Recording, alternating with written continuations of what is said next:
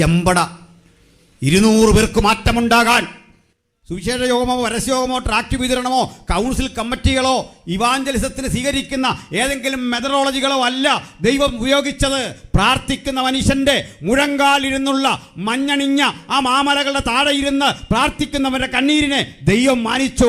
ചെമ്പടയുടെ 200 കരുത്തന്മാർ യേശുവിൻ്റെ ധീര സമരസേനാനികളായി മാറാൻ ആ പ്രാർത്ഥനയ്ക്ക് കഴിഞ്ഞെങ്കിൽ വരാനിരിക്കുന്ന കാലഘട്ടത്തിൻ്റെ ഉണർവിന് ദൈവം നിരക്കുന്ന കരുത്തർ ഇന്ന് രാത്രി ഇവിടെ ഉണ്ട് എന്ന് ഞങ്ങൾ ആത്മാർത്ഥമായി വിശ്വസിക്കുന്നു. ഈ ദിനങ്ങളിലെ സുവിശേഷ യോഗങ്ങളുടെ ലക്ഷ്യം അത്തരത്തിൽ ചിലരാ. അവരെന്ന് എഴുന്നേറ്റാൽ രാജ്യത്തിന്റെ സ്ഥിതിഗതികൾ മാറും, ദേശത്തിന്റെ സ്ഥിതിഗതികൾ മാറും. അവരെ തിരഞ്ഞ് ദൈവത്തിന്റെ പരിശുദ്ധാത്മാവ് ഒരു ഉത്തരവാദിത്വം ഏൽപ്പിക്കാൻ ഇന്നിവിടെ വന്നിട്ടുണ്ടെന്നുള്ള കാര്യം ഉറപ്പ്. വണ്ടിയുടെ വേഗത കുറയ്ക്കാൻ തൻ്റെ കാതിൽ ആരോ പറയുന്നു. വേഗത കുറച്ചപ്പോൾ പറഞ്ഞ് വീണ്ടും വേഗത കുറയ്ക്കുക. വേഗത വല്ലാതെ കുറച്ചപ്പോൾ മേലധികാരി ചോദിച്ചു, നിനക്ക് എന്ത് പറ്റി, സ്പീഡിൽ വണ്ടി വിട്. അദ്ദേഹം പറഞ്ഞു, എൻ്റെ ദൈവം എന്നോട് പറയുന്നു വേഗത കുറയ്ക്കണം, വണ്ടി സൈഡ് ഒതുക്കണം. സൈഡ് ഒതുക്കി തുറന്നപ്പോൾ താങ്കൾ കൊണ്ടുവന്ന ബ്രെഡെല്ലാം വഴിനീളെ കിടക്കുകയാണ്. രണ്ടാളും പുറത്തിറങ്ങി.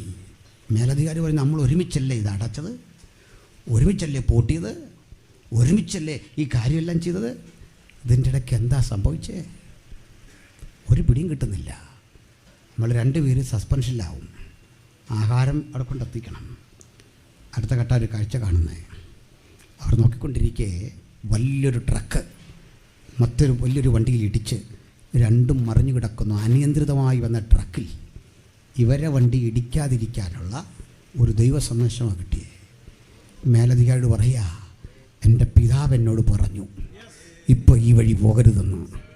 ഇങ്ങനെ ദൂതുള്ള ദൈവമക്കളൊരു കാലമാ ഇനി. ദൈവം അനുകൊടുത്തോർത്ത് പ്രസംഗം പറഞ്ഞു നല്ല ഇനി പറയേണ്ടത്, ഡിസ്ട്രിക്ട് വാസ് പറഞ്ഞു നല്ല പറയേണ്ടത്, ആ പാട്ട് പാടുന്ന ആളുകൾ പറഞ്ഞു നല്ല പറയേണ്ടത്. നമുക്ക് ഈ ശബ്ദത്തെയൊക്കെ മറന്നിട്ട് ആ ദൈവ ശബ്ദം കേൾക്കാൻ ആര് കാതുകൂർപ്പിച്ചെന്ന് ഇവിടെ ഇരിപ്പുണ്ട്. അവർ ഒരു കാലം അതില്ലാത്ത ജീവിതം ക്രിസ്തീയമല്ല.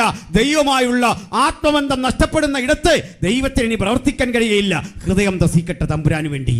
ഇങ്ങനൊക്കെ ഇടപെടുന്നൊരു ദൈവമുണ്ടെന്ന്, ശബ്ദം കേൾപ്പിക്കുന്നൊരു ദൈവമുണ്ടെന്ന്, ആപത്തും അനർത്ഥവും തൊട്ടുമുമ്പിൽ വരുമ്പോൾ ബോധ്യപ്പെടുത്തി തരുന്ന ഒരു ദൈവമുണ്ടെന്ന്. ഇത്തരം അനുഭവങ്ങൾ ചെറുതും വലുതുമായുള്ള നിരവധി പ്രിയപ്പെട്ടവർ ഇന്നിവിടെ ഇരിപ്പുണ്ട്. പക്ഷെ അതിനെ തേച്ചു മിനുക്കി എടുക്കുന്നതിൽ, രൂപപ്പെടുത്തി എടുക്കുന്നതിൽ നമുക്ക് ഭവിച്ച പരാജയത്തെ ഒന്ന് തിരിച്ചറിഞ്ഞിട്ട് നമുക്ക് ദൈവത്തിങ്കിലേക്ക് മടങ്ങണം, ദൈവപ്രവൃത്തിയിലേക്ക് മടങ്ങണം, ദൈവത്തിന്റെ ഇടപെടലിലേക്ക് മടങ്ങണം. മുഴങ്കാലിലെ പ്രാർത്ഥനയുടെ ശക്തി ഒന്ന് വികസിപ്പിച്ചെടുക്കണം, അതൊന്ന് ത്രസിപ്പിച്ചെടുക്കണം, അതൊന്ന് ഊർജ്ജപ്പെടുത്തിയെടുക്കണം, അതൊന്ന് ശക്തിപ്പെടുത്തിയെടുക്കണം. അവരെ കൊണ്ട് ദൈവം കാലത്തെ മാറ്റാൻ പോകുക, ദേശത്തെ മാറ്റാൻ പോകുക. ഇന്ത്യ കാത്തിരിക്കുന്ന ആ വലിയ മാറ്റത്തിന്റെ കാകളധ്വനി നമ്മുടെ എല്ലാം കാതുകളിൽ കേൾക്കാം. നമ്മുടെ സമചിത്തങ്ങൾ 1500 പേര് ഇന്ത്യയിലെ ജയിലുകളിൽ വീർപ്പുമുട്ടി കഴിയുക, സ്ത്രീ പുരുഷ ഭേദമന്യേ ഇന്നിവിടെ വന്നിരുന്ന് നമ്മൾ കേട്ടു. സെൻട്രൽ വാസ് പറഞ്ഞു, നമുക്ക് ഫുഡുണ്ട്, എല്ലാവർക്കും വന്നിരിക്കുന്നവർക്കൊക്കെ സന്തോഷമുണ്ട്, പാട്ടുണ്ട്, പ്രസംഗമുണ്ട്. ഇതൊന്നും കാണാൻ കഴിയാതെ അനേകായിരങ്ങൾ ഇന്ത്യ മഹാരാജ്യത്തിന്റെ വിവിധ ജയിലിടങ്ങളിൽ അടയ്ക്കപ്പെടുമ്പോൾ ന്യായവിധി നമ്മിലേക്ക് വരാതെ ഈ അനുഭവിക്കുന്ന സുഖങ്ങളും സൗകര്യങ്ങളും ഒക്കെ ആസ്വദിച്ചിട്ട് ദൈവത്തെ നിന്ദിക്കുന്ന അവസ്ഥാവിശേഷങ്ങളിൽ വിഭിന്നമായ ഒരു മടക്കയാത്രയ്ക്ക് ദൈവത്തിന്റെ പരിശുദ്ധാത്മാവ് ആത്മപ്രേരണ തരുന്ന എത്ര ജീവിതങ്ങൾ ഇവിടെയുണ്ട്. ഞാൻ ഉൾപ്പെടെ, കേൾക്കുവിൽക്കാരുൾപ്പെടെ നമുക്ക് ഒരുമിച്ച് ചില തിരുത്തലുകളുടെ പ്രക്രിയകളിലേക്ക് കടക്കാം. ദൈവത്തിന്റെ വലിയ പ്രവൃത്തി ഇന്ന് രാത്രി നമ്മിലൂടെ മാറി മറിഞ്ഞുകൊണ്ടിരിക്കട്ടെ. ഓരോ ജീവിതങ്ങളെയും തൊട്ടുകൊണ്ടിരിക്കട്ടെ. എല്ലാവരിലും ആ രൂപാന്തരം സംഭവിച്ചുകൊണ്ടിരിക്കട്ടെ. വിട്ടുപോയ ആ ദിവസം ഓർക്കുന്നു. പത്രോസ് സൂക്ഷിച്ചു നോക്കിയപ്പോൾ ആ തോളിലൊരു കുരിശുണ്ട്. അതും വലിച്ചുകൊണ്ടാണ് വരുന്നേ. അടുത്തടുത്തടുത്ത് വരുമ്പോൾ പത്രോസിനെ കണ്ടിട്ട് കാണാതെ പോകും പോലെ യേശു കടന്നു പോവാ. ദുഃഖിതനായി പത്രോസ് വിളിച്ചു, ഗുരു, ഇത് ഞാനാ, കേഫ. നീ പത്രോസ് എന്ന് പേരിട്ട നിന്റെ കേഫ, നിന്റെ ശിഷ്യൻ. പോകല്ല ഗുരു, പോകല്ല ഗുരു. ഞാൻ നിനക്ക് വേണ്ടി ത്യാഗം സഹിച്ചിട്ടുണ്ട്, അടികറ്റിട്ടുണ്ട്, പട്ടിണി കിടന്നിട്ടുണ്ട്. എല്ലാം നിനക്ക് വേണ്ടിയാ ഗുരു. പോകല്ലേ, മിണ്ടാതെ പോകല്ലേ. എനിക്ക് നിന്നെ തൊടണം, എനിക്ക് നിന്നെ ചുംബിക്കണം. ഇതിനുള്ളതാ പ്രാർത്ഥന. പ്രാർത്ഥന ജൽപ്പനമല്ല.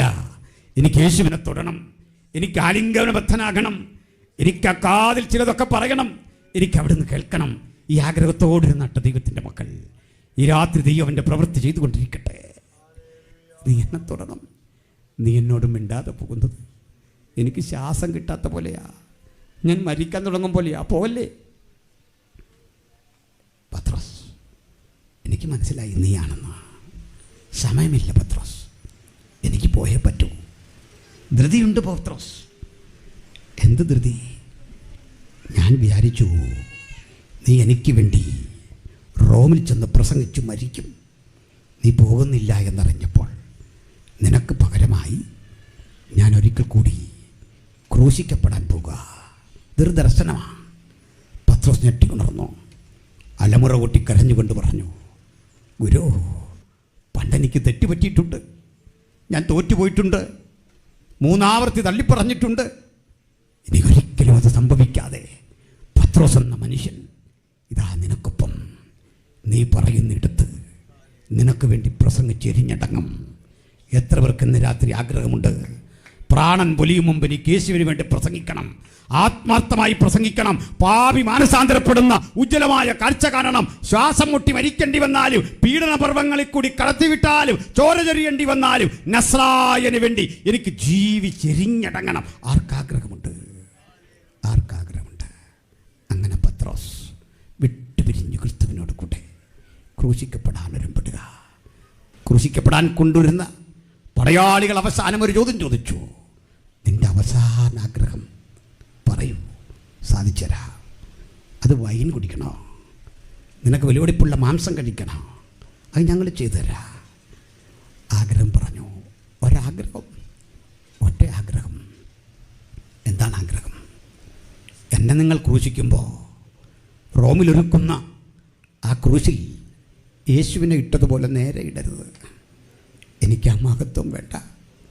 ലോകമെന്നെ വാഴ്ത്തിപ്പാടിക്കൊണ്ട് പറയും, യേശുവിൻ്റെ അരുമശിഷ്യൻ യേശുവിനെ പോലെ ക്രൂശിക്കപ്പെട്ടു.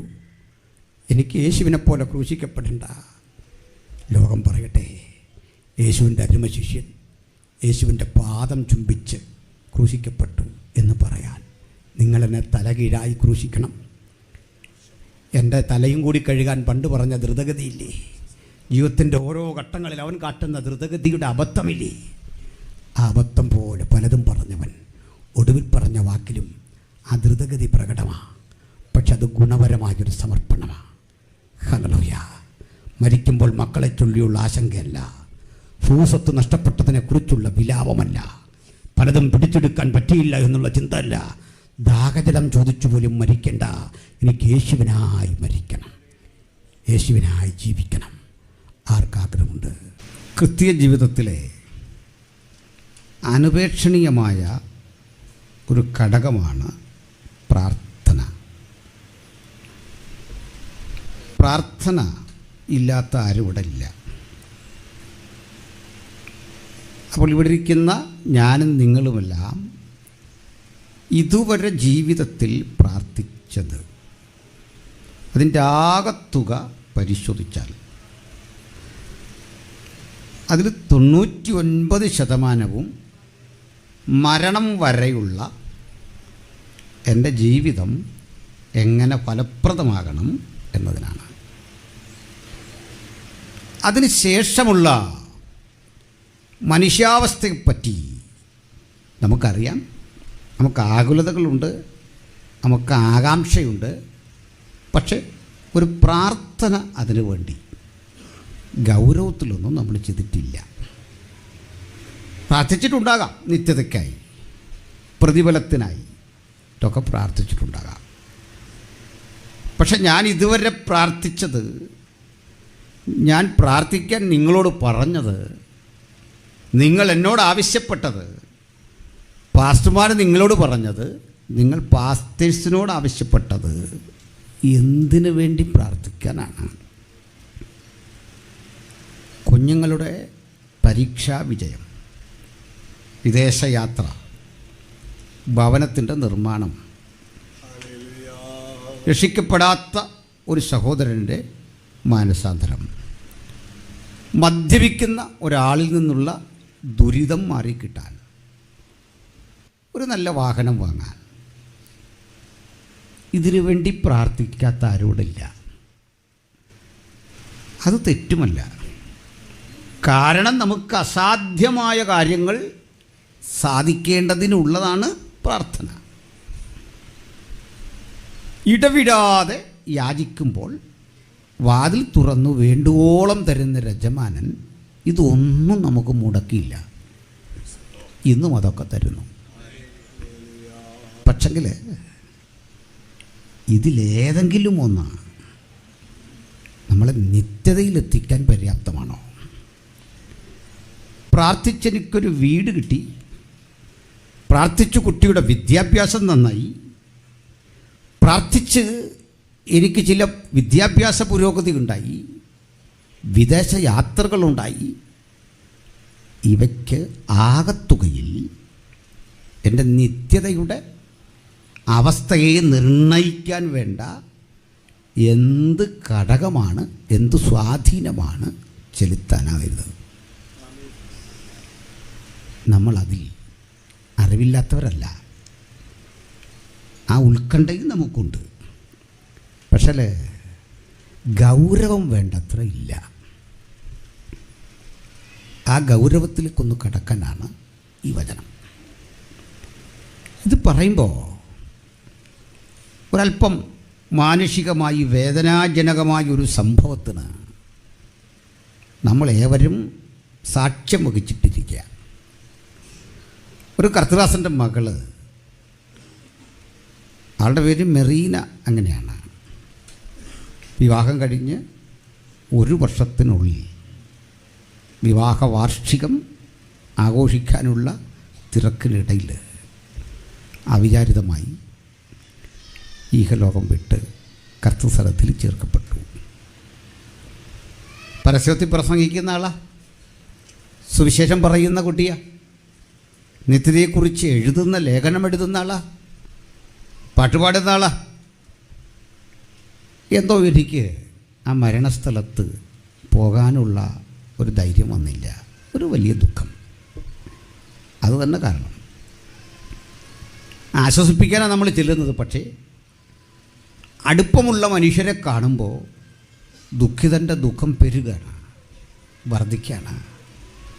വേണ്ടപ്പെട്ടവരൊക്കെ വരുമ്പോൾ മരിച്ചു കിടക്കുന്ന ആൾ ഈ ബന്ധുവിനെ കാണുമ്പോൾ, സ്നേഹിതനെ കാണുമ്പോൾ വല്ലാത്തൊരു ദുഃഖം പരസ്പരം.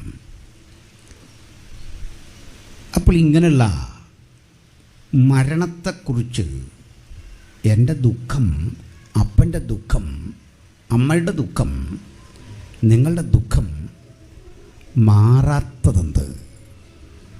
എന്താണ് അവിടെ സംഭവിക്കുന്നത്? നമ്മൾ ചെല്ലുന്നവരൊക്കെ ആശ്വസിപ്പിക്കും, ഭാരപ്പെടാതെ. കുഞ്ഞ് പോയത് എവിടെ? നിത്യതല. ദുഃഖസൂചകമായ ധാരാളം വാചകങ്ങൾ എഴുതിയിട്ട് നിത്യതയിൽ കണ്ടുമുട്ടാം എന്നുള്ളൊരു പ്രത്യാശയുടെ കുറിപ്പ് അത് ഏറ്റവും ഒടുവിലാണ്. അത് തിരിച്ചൊന്ന് ചിന്തിച്ചാട്ടെ. നാം പ്രസംഗിച്ച ഏറ്റവും അധികം കാര്യങ്ങൾ പ്രത്യാശയെക്കുറിച്ചും ദുഃഖം വളരെ ചെറുതുമാകുന്ന ഒരു ഉള്ളടക്കത്തിലേക്ക് നമ്മളെന്നാണ് വളരുക, നമ്മളെന്നാണ് ആയിത്തീരുക? ആ ഒരു ചിന്തയെ ആസ്പദമാക്കിക്കൊണ്ടാണ് ഞാനിന്ന് ഈ വചനം വായിച്ചത്. ഏകാഗ്രതയോടെ, ശ്രദ്ധയോടെ കേട്ടിരിക്കണം. സന്തോഷമല്ലേ? ഇവിടെ വന്നവരൊക്കെ ഇത് കേട്ടിരിക്കണം. ഇനി പ്രകടനത്തിന് പോകണം എന്നുള്ളവർ പോകും. ചിലർക്ക് പോകണമെന്നുണ്ട്. ചില ആൾക്ക് ചിലയിടം വിട്ടിറങ്ങിയാലും ഈ ചെണ്ടേടിയും ഒക്കെ കേൾക്കുമ്പോൾ അറിയാതൊരു സന്തോഷം വന്നു. വിലക്കൊന്നുമില്ല. ഇവിടെ അവിടെയും കൂടെ പറ്റില്ല. ശ്രദ്ധിക്കുന്നുണ്ടല്ലോ അല്ലേ? ആ, അപ്പോൾ ഇവിടെ അനുഗ്രഹിക്കപ്പെട്ടൊരു വചനം. ഒടുക്കത്തെ ശത്രുവായി മരണം നീങ്ങിപ്പോകും. എന്തൊരു പ്രത്യാശയുള്ള വചന! ഒടുക്കത്തെ ശത്രു, ഒടുക്കത്തെ ശത്രുവായി മരണം നീങ്ങിപ്പോകും. ശത്രു എന്ന് പറയുന്ന സങ്കല്പം ആപേക്ഷികമാണ്, സ്ഥിരതയില്ല. പെർമനൻ്റായൊരു ശത്രു മരണമാണ്, അല്ലെങ്കിൽ മരണത്തിൻ്റെ കാരണഭൂതനായ പിശാചാണ്. ബാക്കി ലോകത്താര് ശത്രുക്കളല്ല, ആപേക്ഷികമായ ഒരു ചിന്തയാണ്. ഒരു ഉദാഹരണം, നമ്മുടെ ഭരണപക്ഷവും പ്രതിപക്ഷവും അല്ലെ നേതാക്കളെല്ലാം ഒരുമിച്ചിരുന്ന് ഭക്ഷണം കഴിക്കുന്ന ഒരു ചിത്രം ഇട്ടിട്ട് ആളുകൾ ബാലിശമായ പോസ്റ്റ് ഇടും. ഇവരെല്ലാം ഒത്തുകൂടിയാൽ ഇങ്ങനെ, പിന്നെ അവരൊത്തുകൂടുമ്പോൾ അടി വെക്കണമെന്നാണോ നിങ്ങൾ ഈ പറയുന്നത്? എന്തിനാ അവർ അടി വെക്കുന്നത്?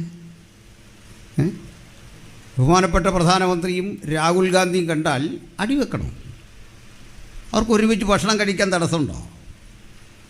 പ്രധാനമന്ത്രിയുടെ അത്താഴ വിരുന്നിലേക്ക് രാഹുൽജിയെ വിളിച്ചാൽ പോകുന്നത് തെറ്റുണ്ടോ? എനിക്ക് തോന്നിയിട്ടില്ല. കാരണം ശത്രുത ആപേക്ഷികമാണ്, ആശയപരമാണ്. അത് തന്നെ കാര്യം. അവർ തമ്മിൽ വേറെ പ്രശ്നമില്ല. ഇന്നലത്തെ ശത്രു ഇന്ന് മിത്രമാകും, ഇന്നത്തെ മിത്രം നാളെ ശത്രുവാകും. ഇതിനകത്തൊരു സ്ഥിരത പറയാൻ വയ്യ, ഒന്നിനും സ്ഥിരത പറയാൻ വയ്യ. പക്ഷെ സ്ഥിരതയുള്ള ഒറ്റ ശത്രുണ്ട്, അത് മരണവും മരണത്തിൻ്റെ കാരണഭൂതനുമായ പിശാചാണ്. ദൈവമക്കൾക്ക് അത് മാത്രമേ ശത്രുള്ളൂ. ബാക്കിയൊക്കെ സാന്ദർഭികമായി ശത്രുത പൂണ്ടവരുണ്ടാകാം. പക്ഷെ നമുക്ക് പറയാം, ഞങ്ങളുടെ ഹൃദയം സംശുദ്ധമാണ്. ആരോടും ശത്രുതയില്ല, ആരോടും വിരോധമില്ല. മരണം അത് ശത്രു തന്നെയാണ്. ഞാൻ ആ ചിന്തയിലേക്കൊന്ന് കടക്കാൻ വായിച്ച വചനത്തിലൂടെ വരാം. പ്രിയമുള്ളവരെ, ഇത് കൊരിന്ത്യർക്ക് എഴുതിയ ലേഖനമാണ്. ഈ ലേഖനത്തിനൊരു പശ്ചാത്തലമുണ്ട്. കൊരിന്ത് പുരാതന ലോകത്തിലെ വലിയൊരു സമ്പന്ന നഗരമാണ്. വ്യത്യസ്ത തരം ഉൽപ്പന്നങ്ങൾ വിറ്റഴിക്കുകയും വാങ്ങുകയും ചെയ്യുന്ന വലിയൊരു തുറമുഖ നഗരം. ഈ നഗരത്തിൽ നിന്ന് 200 മൈൽ അകലെയാണ് എഫസോസ്. അതും മറ്റൊരു സമ്പന്ന നഗരമാണ്. ഇതുപോലെ പ്രസിദ്ധമായൊരു നഗരമാണ് ഫിലിപ്പിയ. ഇതെല്ലാം വാണിജ്യ പ്രാധാന്യമുള്ള നഗരമാണ്. നമ്മുടെ കോർപ്പറേഷനുകൾക്ക് സമാനമായ വലിയ സമ്പദ് വ്യവസ്ഥയും വാണിജ്യ വ്യവസ്ഥയും ഒക്കെ നിലനിൽക്കുന്ന നഗരം. അവിടെയുള്ള ആളുകൾ ലോകത്തിൻ്റെ പലയിടങ്ങളിൽ നിന്ന് വ്യാപാര താൽപ്പര്യാർത്ഥം വന്ന് താമസിക്കുന്നവരോ ആ തൊഴിലിൽ ഇടപെടുകയോ ചെയ്യുന്ന ആളുകളാണ്. ഒരു നഗരം സമ്പന്നമാണ് എന്നതുകൊണ്ട് തന്നെ ആളുകൾക്ക് മറ്റൊന്നിനും സമയമില്ല. വിലപേശണം, വിലയ്ക്ക് വസ്തുക്കൾ വാങ്ങണം, ലാഭത്തിന് വിൽക്കണം, സമ്പത്ത് വർദ്ധിപ്പിക്കണം. ഈ ചിന്ത സമ്പത്തിൻ്റെ ആധിക്യത്തിൽ അടുത്ത ഘട്ടം ഒരു ലെവലിലെത്തിക്കഴിഞ്ഞാൽ സമ്പത്തിനൊപ്പം സുഖവും സംതൃപ്തിയും വർദ്ധിപ്പിക്കണം. അതിന് വീണ്ടും വാങ്ങിക്കൂട്ടണം. ആധുനികങ്ങളായ ഉൽപ്പന്നങ്ങൾ വീട്ടിലെത്തിക്കണം.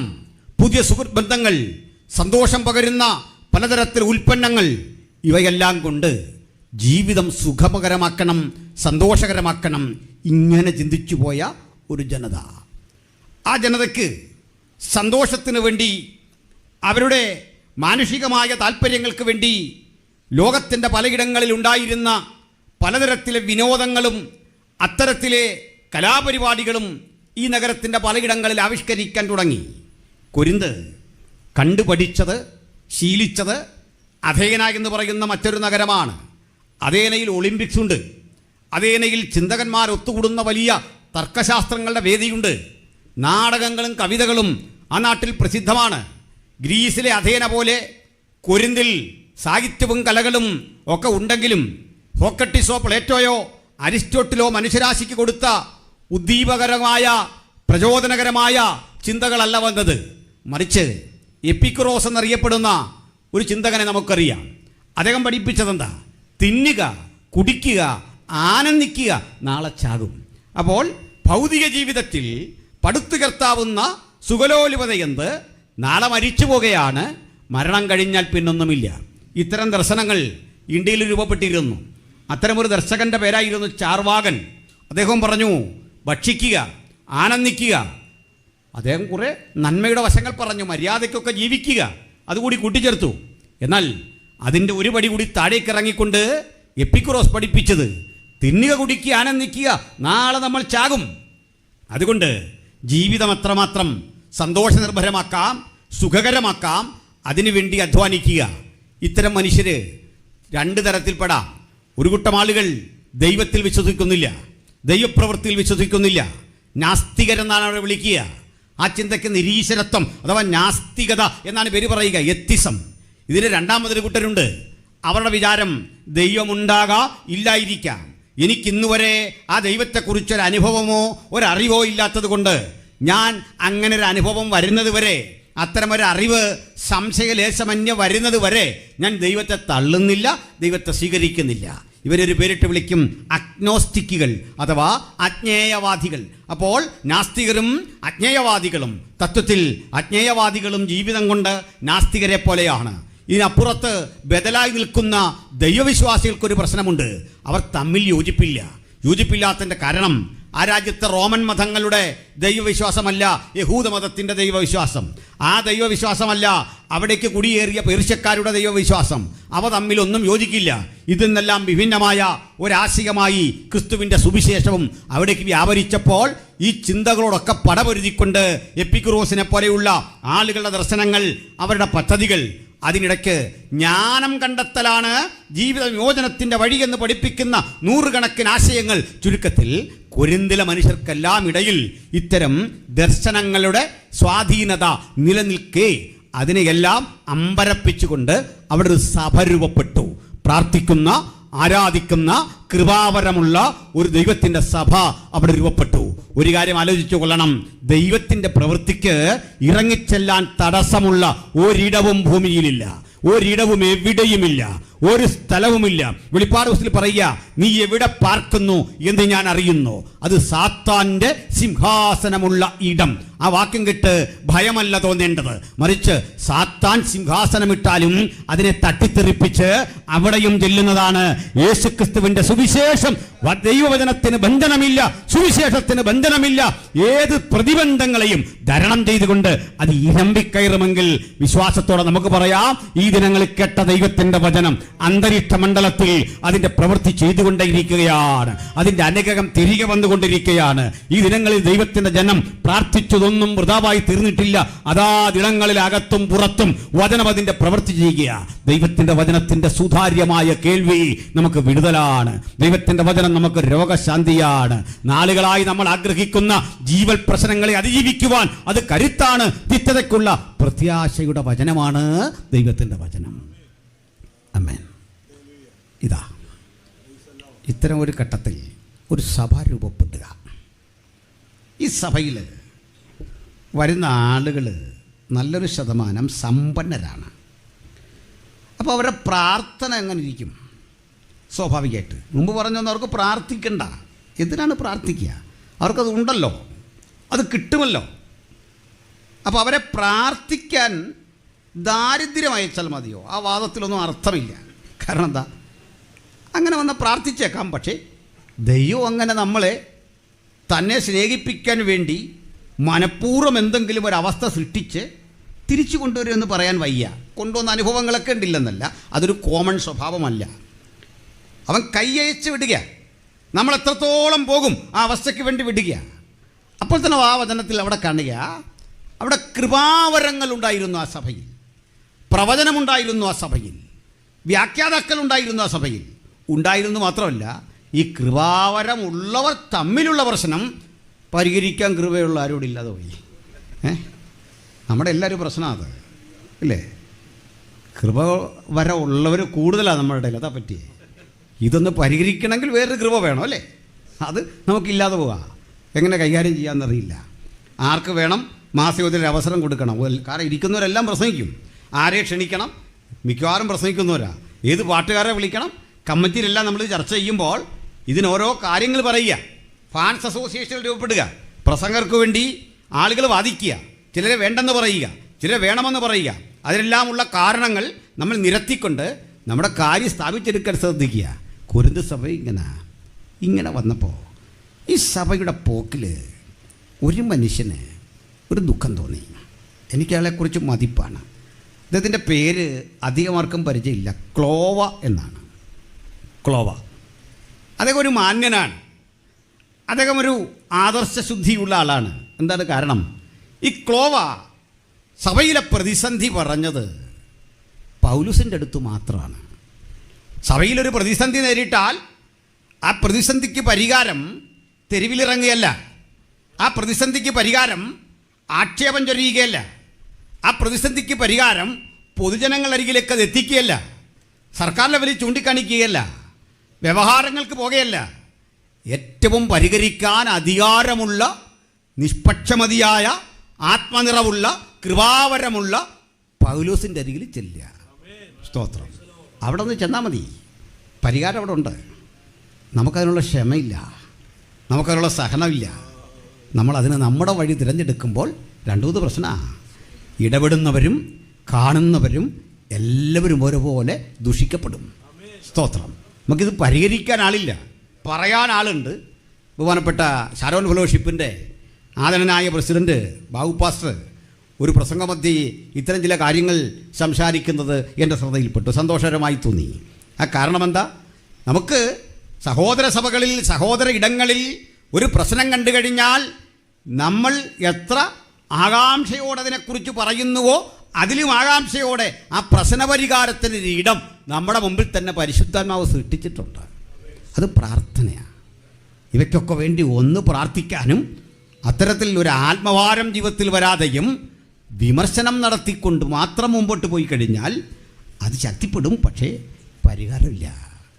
ക്രിസ്തുവിൻ്റെ പൊതുവായ ആ ശരീരത്തിൽ നിൽക്കുന്ന ഏത് ക്ഷതവും ചർച്ചകൂടിനും ഷാരോനും IPCക്കും എല്ലാം ബാധകമാണെന്നേ, എല്ലാവർക്കും ബാധകമാണ്.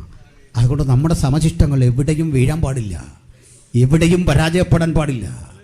ആത്മാവിൻ്റെ ഐക്യതയോടെ ഈ നാളുകളിൽ നമ്മൾ ചില പ്രതിബന്ധങ്ങളെ തരണം ചെയ്തു പോകണം. അതിനൊരു വഴിയുണ്ട്. അതിന് ഒരു ഉണർവ് ഇവിടെ രൂപപ്പെട്ടാൽ അടുത്തടുത്ത ഇടങ്ങളിലും ആ ഉണർവിൻ്റെ താപജാലകൾ കടന്നു പിടിക്കും. പിന്നെ ഈ പ്രശ്നം ഉണ്ടാക്കാനൊന്നും ആർക്കും നേരം കിട്ടില്ല. പ്രശ്നമുണ്ടാക്കുന്നവരിലേക്ക് ആളുകൾ പോവില്ല. അവർക്ക് എൻജോയ് ചെയ്യാൻ പാകത്തിന് സമാന്തരമായ ഒരു സിസ്റ്റത്തെ സൃഷ്ടിച്ചെടുക്കാൻ ഉള്ള ബാധ്യതയിൽ നമ്മളൊക്കെ പരാജയപ്പെട്ടിരിക്കുക. നമുക്കൊന്ന് മാറണം. അതിനാണ് ഈ പ്രാർത്ഥന. നമുക്ക് മാറാനുണ്ടെന്നേ. ചിലക്കത് വിശ്വാസമില്ല, ചിലക്ക് ആ ചിന്തയില്ല.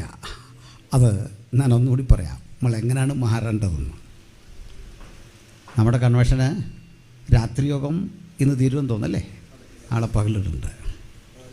എല്ലാവരും യോഗത്തിന് വന്നു, അനേക ദൈവാസന്മാർ വന്നു. നാളെപ്പൽ അനുഗ്രഹിക്കപ്പെട്ട കൂട്ടായ്മയുണ്ട്. ഇത് കഴിഞ്ഞ് നിങ്ങൾ പോകുമ്പോൾ നിങ്ങൾ ഉദ്ദേശിച്ച തരത്തിലെ ഒരാത്മസംതൃപ്തി നിങ്ങൾക്ക് കിട്ടുന്നില്ലെങ്കിൽ യോഗം പരാജയം തന്നെയാണ്.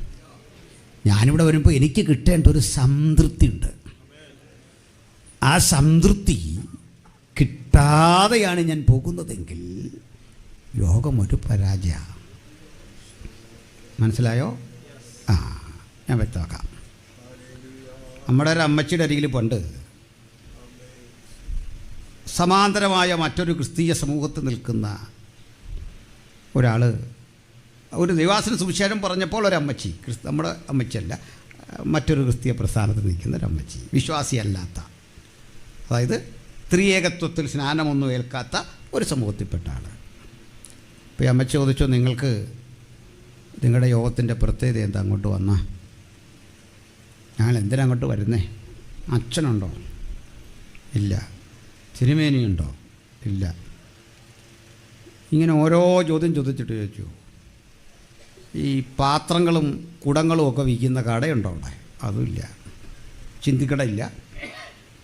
പണ്ടൊക്കെ അങ്ങനെയാണ്, കട്ടിൽ വിൽക്കുന്ന ഇടമുണ്ടോ? 100 ചോദ്യം ചോദിച്ചിട്ട് പറഞ്ഞു, ഞാൻ ആകപ്പാടെ പെരുന്നാളിന് പോകുന്നത് ഈ മൺകുടമൊക്കെ മേടിക്കാനാണ്. നിങ്ങളവിടെ വന്നാൽ അതുപോലും കിട്ടുകയില്ല, പിന്നെ ഞാനെന്തിനാണ് വരുന്നത്? എനിക്ക് തൃപ്തിയില്ല. അപ്പോൾ ലോകമനുഷ്യർ തൃപ്തി കിട്ടാൻ ചില സംവിധാനങ്ങൾ ചെയ്യാറുണ്ട്. യേശുദാസിൻ്റെ ഗാനമേളയോ, യേശുദാസ് പോയല്ലോ, പ്രായമായല്ലോ, അതുകൊണ്ടാണ്. ഗാനമേളയ്ക്ക് വരുന്നതായിട്ട് എനിക്കറിയില്ല. എന്തെങ്കിലും തരത്തിലെ നൃത്തമോ നടീനടന്മാരെ കൊണ്ടുവന്നൊക്കെയാണ് ക്രിസ്തീയ സഭകളിൽ ചിലത് പോലും ആ സംതൃപ്തി കൊടുക്കുന്നത്. നിറമുള്ള വെളിച്ചവും ഒരു ഡാൻസും നൃത്തവും പാട്ടും. നമ്മൾ ഏതാണ്ട് ആ വഴിക്കൊക്കെ ചിന്തിച്ചു വശമായോ എന്ന് ആശങ്കപ്പെടണം. ആരെയും കുറ്റമല്ല, ആരെയും കുറ്റമല്ല.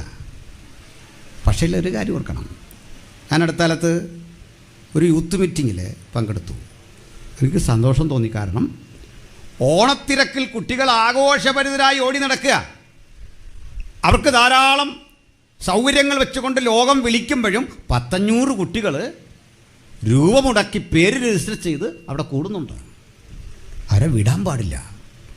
അവരെന്തിനാൽ ആകർഷിക്കപ്പെട്ട് അടുത്ത കൊല്ലം ഇവിടെ നിൽക്കണം. എന്തിനു വരണം ഈ ക്യാമ്പിലെന്നൊരു കുട്ടി ചോദിച്ചാൽ നിങ്ങൾക്ക് അവരോട് പറഞ്ഞു കൊടുക്കാൻ ഒരു കാരണം വേണം. നിങ്ങളെന്താ പറയുക? അവിടെ ദൂത് പറയുന്നൊരു പാസ്റ്റർ വരുമെന്നോ? അവൻ ആ ദൂത് വിരസമാണ്. അവിടെ പാട്ടുണ്ടെന്നോ? അതിലും നല്ല പാട്ട് യൂട്യൂബിൽ കിട്ടുമെന്നേ. ചില ആൾ പറയില്ലേ യേശുദാസിനെ പോലെ പാടും. ഞാൻ ചോദിച്ചു, യേശുദാസ് ഉണ്ടല്ലോ, പിന്നെ യേശുദാസിനെ പോലെ എന്തിനാ പാടുന്നത്? ഒറിജിനൽ യേശുദാസിൻ്റെ പാട്ട് കിട്ടുമല്ലോ, പിന്നെ യേശുദാസിൻ്റെ കൂട്ടുള്ള പാട്ട് എന്തിനാ കേൾക്കുന്നത്? അത് കിട്ടും.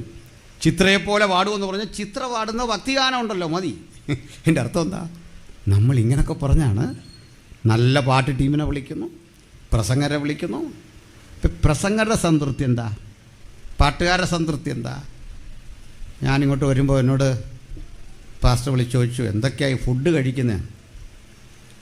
അപ്പോൾ എന്നെ തൃപ്തിപ്പെടുത്തുക ഈ ഫുഡൊരു തടസ്സമാകരുത് എന്ന് പാസ്റ്റർക്ക് തോന്നിയോന്ന് എനിക്കറിയില്ല. എന്തൊക്കെ കഴിക്കും? എനിക്കെന്ത് ചെയ്യണം? എൻ്റെ ഡിമാൻഡ് എന്ത്? പാട്ട് പാടുന്നവരുടെ ഡിമാൻഡ് എന്ത്? വന്നിരിക്കുന്നവരുടെ ഡിമാൻഡ് എന്ത്? ഈ ഞാൻ മുമ്പോട്ട് വച്ച ഈ ഡിമാൻഡിൽ എന്നെപ്പറ്റി നിങ്ങൾ ചർച്ച ചെയ്ത വിഷയങ്ങളിൽ, അല്ലെങ്കിൽ ഇവിടെ വന്നൊരു ദൈവദാസനെ തിരിച്ചയക്കാൻ അദ്ദേഹത്തിന് കൊടുക്കണമെന്ന് നിശ്ചയിച്ച ഒരു TA ഉണ്ടല്ലോ, പാട്ടുകാർക്ക് എന്ത് കൊടുക്കണം, ഒരു ബജറ്റ് ഉണ്ടല്ലോ.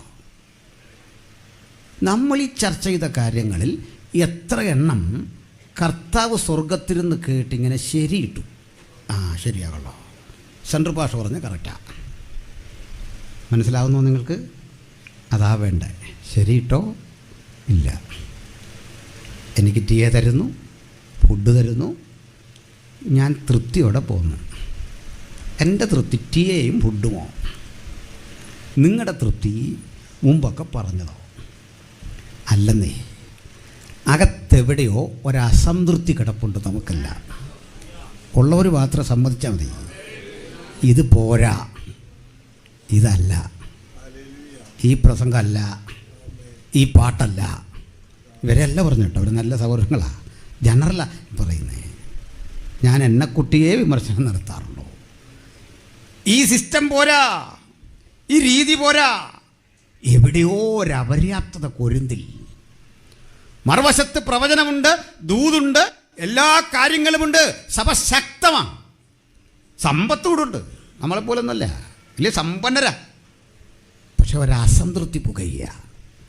ഈ പുകയുന്ന അസംതൃപ്തി കുടുംബത്തിലോ സഭയിലോ രൂപപ്പെടുമ്പോൾ പ്രഥമ റൗണ്ടിൽ തന്നെ പരിഹാരം തേടാത്ത ആളുകളിലെ കാത്ത് ഒരു വലിയ ദുരന്തമിരിക്കുന്നു. ഹല്ലേലൂയ. ജീവിതത്തിലേക്കൊരു അസംതൃപ്തി വന്നു, ഒരതൃപ്തി വന്നു, ഒരനാത്മീയമായ ചിന്ത വന്നു, ശരിയല്ലെന്നൊരു തോന്നൽ വന്നു. ആ തോന്നലിന് പരിഹാരം അന്ന് രാത്രി തന്നെ കണ്ടുപിടിക്കണം. സൂര്യാസ്തമയത്തിന് മുമ്പ് അതിനെ ക്രമീകരണം ചെയ്യണമെന്ന് പറയാനുള്ള കാരണം എന്താ? അതൃപ്തി വളരാൻ ഒരിക്കലും ഇട കൊടുക്കാത്ത വിധം നമുക്ക് കുടുംബത്തെ സംരക്ഷിക്കാം, സഭയെ സംരക്ഷിക്കാം. ഈ അന്തരീക്ഷം മുഴുവൻ മാറണം. കാരണം നാളെ ഇത് ചെയ്യാൻ കഴിയുമെന്ന് പറയത്തക്ക വിധം ഒരു ഗ്യാരണ്ടി ഇല്ലാത്ത ലൈഫ് കൊണ്ടാ നമ്മൾ ഈ കളിയെല്ലാം കളിക്കുന്നത്. ഓർക്കണം, ഇതൊരു ഞാനിന്മേൽ കളിയാ. അനിശ്ചിതത്വത്തിൻ്റെ അങ്ങേയറ്റത്ത് നിന്നുകൊണ്ടാ ഈ കമ്മിറ്റി കൂടുന്നത്. അനിശ്ചിതത്വത്തിൻ്റെ അങ്ങേയറ്റത്ത് നിന്നുകൊണ്ടാ ഈ സങ്കല്പങ്ങളെ ചിലതൊക്കെ വെട്ടിപ്പിടിക്കാം, ചിലതൊക്കെ ചെയ്തെടുക്കാം എന്നീ ചിന്ത വരുമ്പോൾ വചനം പറയുക, കട്ടായം പറയുക, നാളെ നിനക്കുള്ളതല്ല. ഉറപ്പോടെ പറയാ, നാളെ എനിക്കുള്ളതല്ല, നാളെ എനിക്കുള്ളതല്ല. അത് ദൈവത്തിന്റെ കരങ്ങളിലാ. അനിശ്ചിതത്വം നിലനിൽക്കുന്ന ഈ ലോകത്തിലെ എൻ്റെ ചിന്തകൾ, എൻ്റെ കാഴ്ചപ്പാടുകൾ ഞാൻ പിടിച്ചെടുക്കുമെന്ന് വ്യാമോഹിച്ചതൊക്കെ അപ്രസക്തമാക്കിക്കൊണ്ട് എന്നെയും തേടി അവനൊരു ദിവസം ഇങ്ങ് വരും, മരണം. അത് കാണുമ്പോൾ എനിക്ക് നിങ്ങൾക്കും ഒരു കാര്യം പിടികിട്ടും. മരണമെന്ന് പറയുന്ന യാഥാർത്ഥ്യത്തിന്റെ മുമ്പിൽ നിന്ന് ആർക്കും പിന്തിരിഞ്ഞോടാനാവാത്ത ശക്തിയാണത്. നോക്കണം, ആ മരണത്തെന്ന യാഥാർത്ഥ്യത്തിന്റെ മുമ്പിൽ നിന്ന് വേണം കമ്മിറ്റി കൂടാൻ. അതിൻ്റെ മുമ്പിലെ കൗൺസിൽ മതി, അതിൻ്റെ മുമ്പിലെ പ്രസംഗം മതി. ആ അനിശ്ചിതത്വം തൊട്ട് മുമ്പ് നിൽക്കവേ നമുക്ക് ഭയമൊന്നും വേണ്ട, നമുക്ക് ജാഗ്രത വേണം. ഇവരൊക്കെ എഴുതിയിരിക്കുന്നു അല്ലേ, കോവിഡ് കാലത്ത് പറഞ്ഞ പോലെ ഭയം വേണ്ട, ജാഗ്രത വേണം. എന്താണ് ജാഗ്രത? അതിൻ്റെ കാരണം എന്താ? ഇതൊരു യാഥാർത്ഥ്യം. ആ യാഥാർത്ഥ്യത്തെ അഭിമുഖീകരിക്കാൻ അപ്പോസ്തലൻ നമ്മെ സജ്ജരാക്കുന്ന ഒരു വെളിപ്പാടാണ് വാസ്തവത്തിൽ 1 കൊരിന്ത്യർ 15. ഈ ഒരു പശ്ചാത്തലം കൂടെ ഒന്ന് പറയണം. സഭ ഇങ്ങനെ പ്രതിസന്ധി സൃഷ്ടിക്കപ്പെട്ടപ്പോൾ അതിനകത്ത് മുമ്പ് പറഞ്ഞ പോലെ പല രൂപത്തിലും ഭാവത്തിലുമുള്ള സ്കിസംസ്, അതായത് വിഭജനം രൂപപ്പെട്ടു. നിങ്ങൾക്കറിയാതെ ചില ആളുകൾ പറഞ്ഞു പത്രോസിൻ്റെ പക്ഷ, ഞങ്ങൾ കേഫ, ഞങ്ങൾ അപ്പല്ലോസിൻ്റെ പക്ഷ, പൗലോസിൻ്റെ പക്ഷ, യേശുവിൻ്റെ പക്ഷമാണ്. വിഭാഗീയത രൂക്ഷമായി. വിഭാഗീയതയെ അക്സെപ്റ്റ് ചെയ്യുന്ന, തൻ്റെ പക്ഷത്തെ ചേർത്തുകൊണ്ട് ഒരു ഗ്രൂപ്പിനെ സുസജ്ജമാക്കുന്ന ആ മാനുഷിക ബോധവോ ബുദ്ധിയോ പൗലോസ് ഉപയോഗിച്ചില്ല. കർശനമായി ആ അവസ്ഥയെ പൗലോസ് നേരിടാൻ തന്നെ തീരുമാനിച്ചു.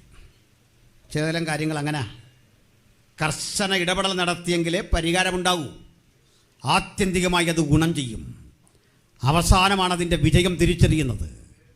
കാർക്കശ ബുദ്ധിയോടെ നേരിടാൻ തീരുമാനിച്ചിട്ട് ഒരു ലേഖനം അങ്ങോട്ട് തയ്യാറാക്കുക. അപ്പോൾ ഇവിടെ ഉണ്ടായ ഈ സ്കിസം നമ്മളെ അപേക്ഷിച്ച് നോക്കുമ്പോൾ അതിനൊരു ന്യായീകരണമുണ്ട്. പറയാം. ഒന്നാമത് ഇവരുടെ പക്കൽ ബൈബിളില്ല. കാരണം കൊരിന്ത്യർ ലേഖനം കൂടെ എഴുതുമ്പോഴേ നമുക്കുള്ള പോലെ ബൈബിളുള്ളൂ. രണ്ട്, ഇവർക്ക് മുളക്കുഴ പോലെയോ തിരുവല്ല പോലെയോ കുമ്പനാട് പോലൊരു ഹെഡ് ക്വാർട്ടർ ഇല്ല. നമുക്കൊരു സർക്കുലർ അയച്ചു തരാൻ, ഡിസിപ്ലിൻ തരാൻ സൗകര്യമില്ല. അടുത്തൊരു കാര്യം, ഈ ജനത്തെ സംബന്ധിച്ചിടത്തോളം ഇതിൽ പത്രോസ് പറയുന്നു ശരി, അവർക്കങ്ങനെ ചിന്തിക്കാൻ കാരണമുണ്ട്. കാരണം പത്രോസ് ഒരു ഡയറക്റ്റ് ഡിസൈപ്പിളാണ്, യേശുവിൻ്റെ അടുത്ത ശിഷ്യനാണ്. പൗലോസ് അങ്ങനെ അല്ലല്ലോ. അപ്പല്ലോസ് പറയുന്നു ശരി, കാരണം ഈ അപ്പല്ലോസ് ആരാ? ഒരു താർക്കികൻ, സിദ്ധാന്തപരമായി ആരുടെ മുമ്പിലും വാഗ്വ്യൂഹത്തോടെ പ്രസംഗിച്ച് സ്ഥാപിക്കാൻ കഴിയുന്ന ഒരു വലിയ ചിന്തകനാ അപ്പല്ലോസ്. പൗലോസിനൊപ്പമോ പൗലോസിന് മീതെയോ നിലവാരമുള്ള ഒരു വലിയ ചിന്തകനാ. അപ്പോൾ അദ്ദേഹമാകുമോ ശരി? ഇവരങ്ങനെ വെറുതിരിയ. പിന്നെയും ചില വിഷയങ്ങൾ ഉടലെടുത്തു. അങ്ങനെ ഉടലെടുത്ത വിഷയത്തിൻ്റെ കൂടെ ഒരു ദുരുപദേശം കൂടി കിടക്കാൻ പോവാം.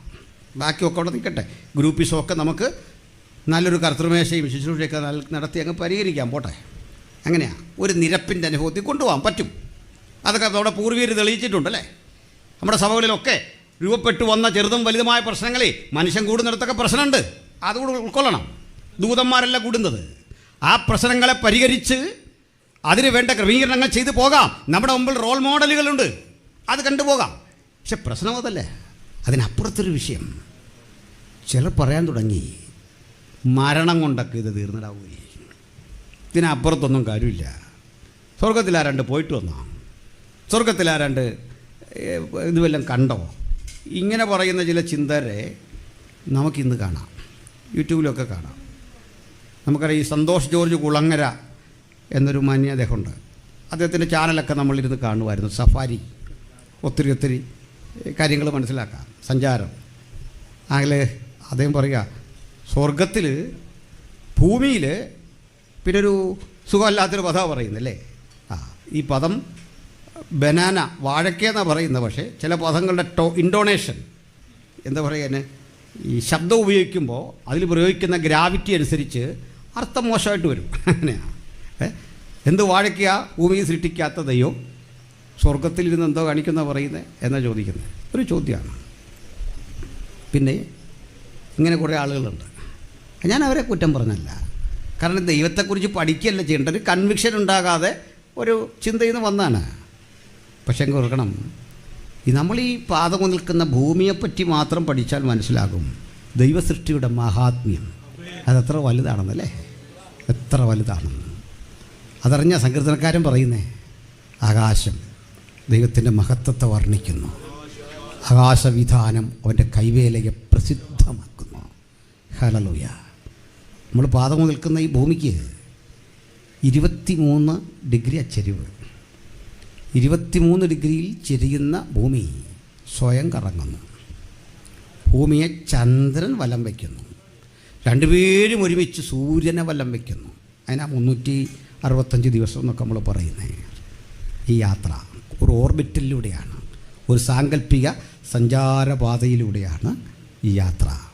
പ്രപഞ്ചത്തെ ഇങ്ങനെ സ്വയം ഭൂമി കറങ്ങുന്നില്ലെങ്കിൽ നമുക്ക് പകലും രാത്രിയില്ല. പകലും രാത്രിയും ഉണ്ടാകണമെന്നും ഒരു ബയോ ഫ്രണ്ട്ലി അറ്റ്മോസ്ഫിയർ, അതായത് ജീവിക്കാനാവശ്യമായ ഒരു സിസ്റ്റം ഇവിടെ ഉണ്ടാകണമെന്നും ചിന്തിച്ച് ഈ ഭൂമിയെ ആക്കിയ നമ്മുടെ ദൈവമാണ് ലോകത്തിലെ ഏറ്റവും വലിയ ഗണിതശാസ്ത്രജ്ഞൻ എന്ന് ഞാൻ പറയും. അതിൻ്റെ കാരണം അറിയാമോ? ഇത്രയും മാത്തമാറ്റിക്സ് കൃത്യം പ്രയോഗിച്ച ഒരാളില്ല. പറയാം. പ്രിയരേ, ഈ ഭൂമിയുടെ ചെരിവ് 23 ഡിഗ്രി എന്നുള്ളത് ഒരല്പം, ഒരു മില്ലിക്ക് തെറ്റി. ഒരു മില്ലിക്കൊക്കെ ആ തെറ്റിയെങ്കിൽ ഒരു എഞ്ചിനീയറും പറയുകയല്ല ആ ബിൽഡിങ് പൊളിക്കാൻ. നമുക്ക് എങ്ങനെയല്ല അഡ്ജസ്റ്റ് ചെയ്യാം അല്ലേ? വലിയ ചെരിവ് വരല്ലെന്ന്. 23 ഡിഗ്രി ഒരു മില്ലിക്ക് തെറ്റി 24ലേക്ക് അങ്ങോട്ടങ്ങ് ചെരിഞ്ഞു. സംഭവിക്കുന്നത് ഭൂമി കത്തി കത്തി കത്തി ഒരു കരിക്കട്ടയായിത്തീരും. 23, 22ലേക്ക് മാറിയാലോ ഭൂമി തണുത്തുറഞ്ഞുറഞ്ഞുറഞ്ഞ് വർഷങ്ങൾ കൊണ്ടൊരു മഞ്ഞ് ഗോളമായി തീരും. ജീവിക്കാൻ കഴിയില്ല. 24ൻ്റെ ചൂടിൽ നിന്നും 22ൻ്റെ തണുപ്പിൽ നിന്നും ഇന്ന് കാണുന്ന ബയോ ഫ്രണ്ട്ലി അറ്റ്മോസ്ഫിയറിൽ ഈ ഭൂമിയെ തൂക്കിയിട്ടിരിക്കുന്ന മഹാരഥൻ അതാ ദൈവം. ആകാശം ദൈവത്തിൻ്റെ മഹത്വത്തെ വർണ്ണിക്കുന്നു. ആകാശവിധാനം അവൻ്റെ കൈവേലയെ പ്രസിദ്ധമാക്കുന്നു. നീ ഉണ്ടാക്കിയ ചന്ദ്രനെയും നക്ഷത്രങ്ങളെയും ഒക്കെ നോക്കുമ്പോൾ മർത്തനെ വിചാരിപ്പാൻ അവനെന്ത്. ഹല്ലേലൂയ. നമ്മുടെ എല്ലാം സൃഷ്ടിയിലുണ്ട് അത്ഭുതം, ആ മഹാത്മ്യമുണ്ടെന്നേ. നമ്മുടെ വിഷയം അതല്ലാത്തോണ്ട് അങ്ങോട്ട് പോകുന്നില്ല. ദൈവത്തെ നിരാകരിക്കുന്നവൻ വസ്തുതാപരമായി കാര്യങ്ങൾ ചിന്തിക്കുന്നില്ല. യുക്തിയുടെ രാഹിത്യമാണ് അവൻ്റെ പ്രശ്നം. യുക്തി കൂടിയതല്ല, യുക്തിപരമാണ് ചിന്തയെങ്കിൽ ഒരു സർവശക്തനെ നിങ്ങൾ കാണേണ്ടി വരും. സ്തോത്രം. ഞാൻ ഇവിടുന്ന് ഒരു നിറം കലക്കിയ വെള്ളം താഴെ ഒരു പ്രതലം വച്ചിട്ട്, വെള്ള നിറമുള്ളൊരു പ്രതലം വച്ചിട്ട് അങ്ങോട്ടൊഴിച്ചു. അവ്യക്തമായൊരു ചിത്രം അവിടെ രൂപപ്പെട്ടു വരും. അർത്ഥമില്ലാത്തൊരു ചിത്രം. അർത്ഥമുള്ള ചിത്രം വരണമെങ്കിൽ എന്ത് ചെയ്യണം? ഞാൻ ബ്രഷ് ഉപയോഗിക്കണം, വെള്ളം ഉപയോഗിക്കണം, ഇതിന് അളവുണ്ട്. ഇതൊക്കെ പറയുമ്പോൾ നിങ്ങൾക്ക് നാട്ടിൽ തിരക്കേ അറിയാം. ഞാൻ പണ്ട് നാട്ടിൽ അറിയപ്പെടുന്ന ഇത്തരത്തിൽ ചിത്രം വരയ്ക്കുന്ന ഒരാളായിരുന്നു. ഈ ഇലക്ഷനൊക്കെ ആയിക്കഴിഞ്ഞാൽ നമുക്ക് നല്ല തിരക്കായിരുന്നു. കൈപ്പത്തിയും താമര അരിവാളും ഒക്കെ വരയ്ക്കാൻ പാർട്ടി ഭേദമന്യേ നമ്മുടെ വീട്ടിലെ ആളുകൾ വരുമായിരുന്നു. ഞാൻ ശുശ്രൂഷയിലായിക്കഴിഞ്ഞും വീണ്ടും ഈ കൂട്ടുകാരൊക്കെ വരുമായിരുന്നു, പണി നിർത്തിയിട്ടും. അങ്ങനെ ഡിമാൻഡുള്ളൊരു കാലം ഉണ്ടായിരുന്നു. പണ്ട് ഈ അളവറിയാം നമുക്ക് കൃത്യം എങ്ങനെ വരയ്ക്കണം. വരയുടെ സൗന്ദര്യം അതിൻ്റെ അളവാണ് അല്ലേ? അതിൻ്റെ അളവാണ്. അപ്പോൾ ഇതൊന്നും ഇല്ലെങ്കിലും വരച്ച ഇനി എല്ലാവർക്കും, ഒരു ചിത്രകലയും പഠിക്കാത്തവർക്കും വരയ്ക്കാൻ പറ്റിയൊരു ചിത്രം ഞാൻ പറഞ്ഞുതരാം. ആർക്കും വരയ്ക്കാം, ആർക്കും വരയ്ക്കാം. പിശാചിൻ്റെ ഒരു ചിത്രം വരയ്ക്കാൻ ഞാൻ നിങ്ങളോട് പറഞ്ഞു. ആർക്കും വരയ്ക്കാൻ പറ്റും. നിങ്ങൾ എന്തോ വരയ്ക്കുന്നു അതുപോലെ. എന്താ കാര്യം? നമുക്കതറിയാം. ഒരു വികൃത രൂപിയൊക്കെ വരച്ച് ആർക്കും വരയ്ക്കാൻ പറ്റും. അങ്ങനെ കണക്കൊന്നും വേണ്ട. എന്നാൽ ഈ പ്രപഞ്ചത്തെ ഇങ്ങനെ അണിയിച്ചൊരുക്കിയ മഹാദൈവം എത്ര മനോഹരമായിട്ടാണ് ഇത് നിർമ്മിച്ചിരിക്കുന്നത് നോക്കിയേ. ആ ഗണിത തത്വം എത്ര വലുതാണ്. പക്ഷേ അവറ്റകൾ പറയാൻ തുടങ്ങി അങ്ങനൊരു ദൈവമൊന്നുമില്ല. കേട്ടോ, നമ്മളൊക്കെ ദൈവത്തിൽ വിശ്വസിക്കുന്നതുണ്ട ഈ ഗണിതം പഠിച്ചിട്ടുണ്ടാണോ? അതിന് വേറൊരു തത്വം കൂടി പറയാം. വെള്ളം തരാനല്ല, വെള്ളം എടുക്കുക. ആ വെള്ളത്തിൽ 2 കാര്യങ്ങളാണ്. ഹൈഡ്രജൻ്റെ 2 ആറ്റം, ഓക്സിജൻ്റെ 1 ആറ്റം. എന്താ ഈ ഹൈഡ്രജൻ്റെ പണി? നല്ല സ്ഫോടനാത്മകമായ ഒരു ഇന്ധനമാണ്. അപ്പോൾ ഹൈഡ്രജൻ ഹീലിയമാകുന്നൊരു ട്രാൻസ്ഫോർമേഷനാണ് സൂര്യനിൽ സംഭവിക്കുന്നത്. ആറ്റം ബോംബുകൾ പ്രയോഗിക്കുന്നതിനേക്കാൾ വലിയ പ്രവൃത്തിയാണ് അവിടെ നടക്കുന്നത്. ഈ സാധനത്തിൻ്റെ പേര് ഹൈഡ്രജൻ. ഓക്സിജനോ നമുക്ക് പ്രാണൻ തരുന്ന നശീകരണ സ്വഭാവം ഇല്ലാത്ത ഒരു മൂലകം. ഒന്നിൻ്റെ ബലം മുകളിലേക്ക്, ഒന്നിൻ്റെ ബലം താഴേക്ക്. ഒന്നിന് നിറമില്ല, മറ്റൊന്നിന് നിറമുണ്ട്. ഒരിക്കലും യോജിക്കാത്ത സ്വഭാവ വൈരുദ്ധ്യങ്ങളുള്ള ഈ 2 മൂലകങ്ങളെ അളവനുസരിച്ച് യോജിപ്പിച്ചപ്പോൾ ഇതുമായിട്ടൊരു ബന്ധമില്ലാത്ത രുചികരമായ ദാഹജലം. ഇങ്ങനെ ചെയ്യാൻ കഴിവുള്ള ഒറ്റ കെമിസ്റ്റേ ലോകത്തുള്ളൂ, അത് ദൈവമാണ്. ആ പ്രപ്പോർഷൻ കണ്ടില്ലേ?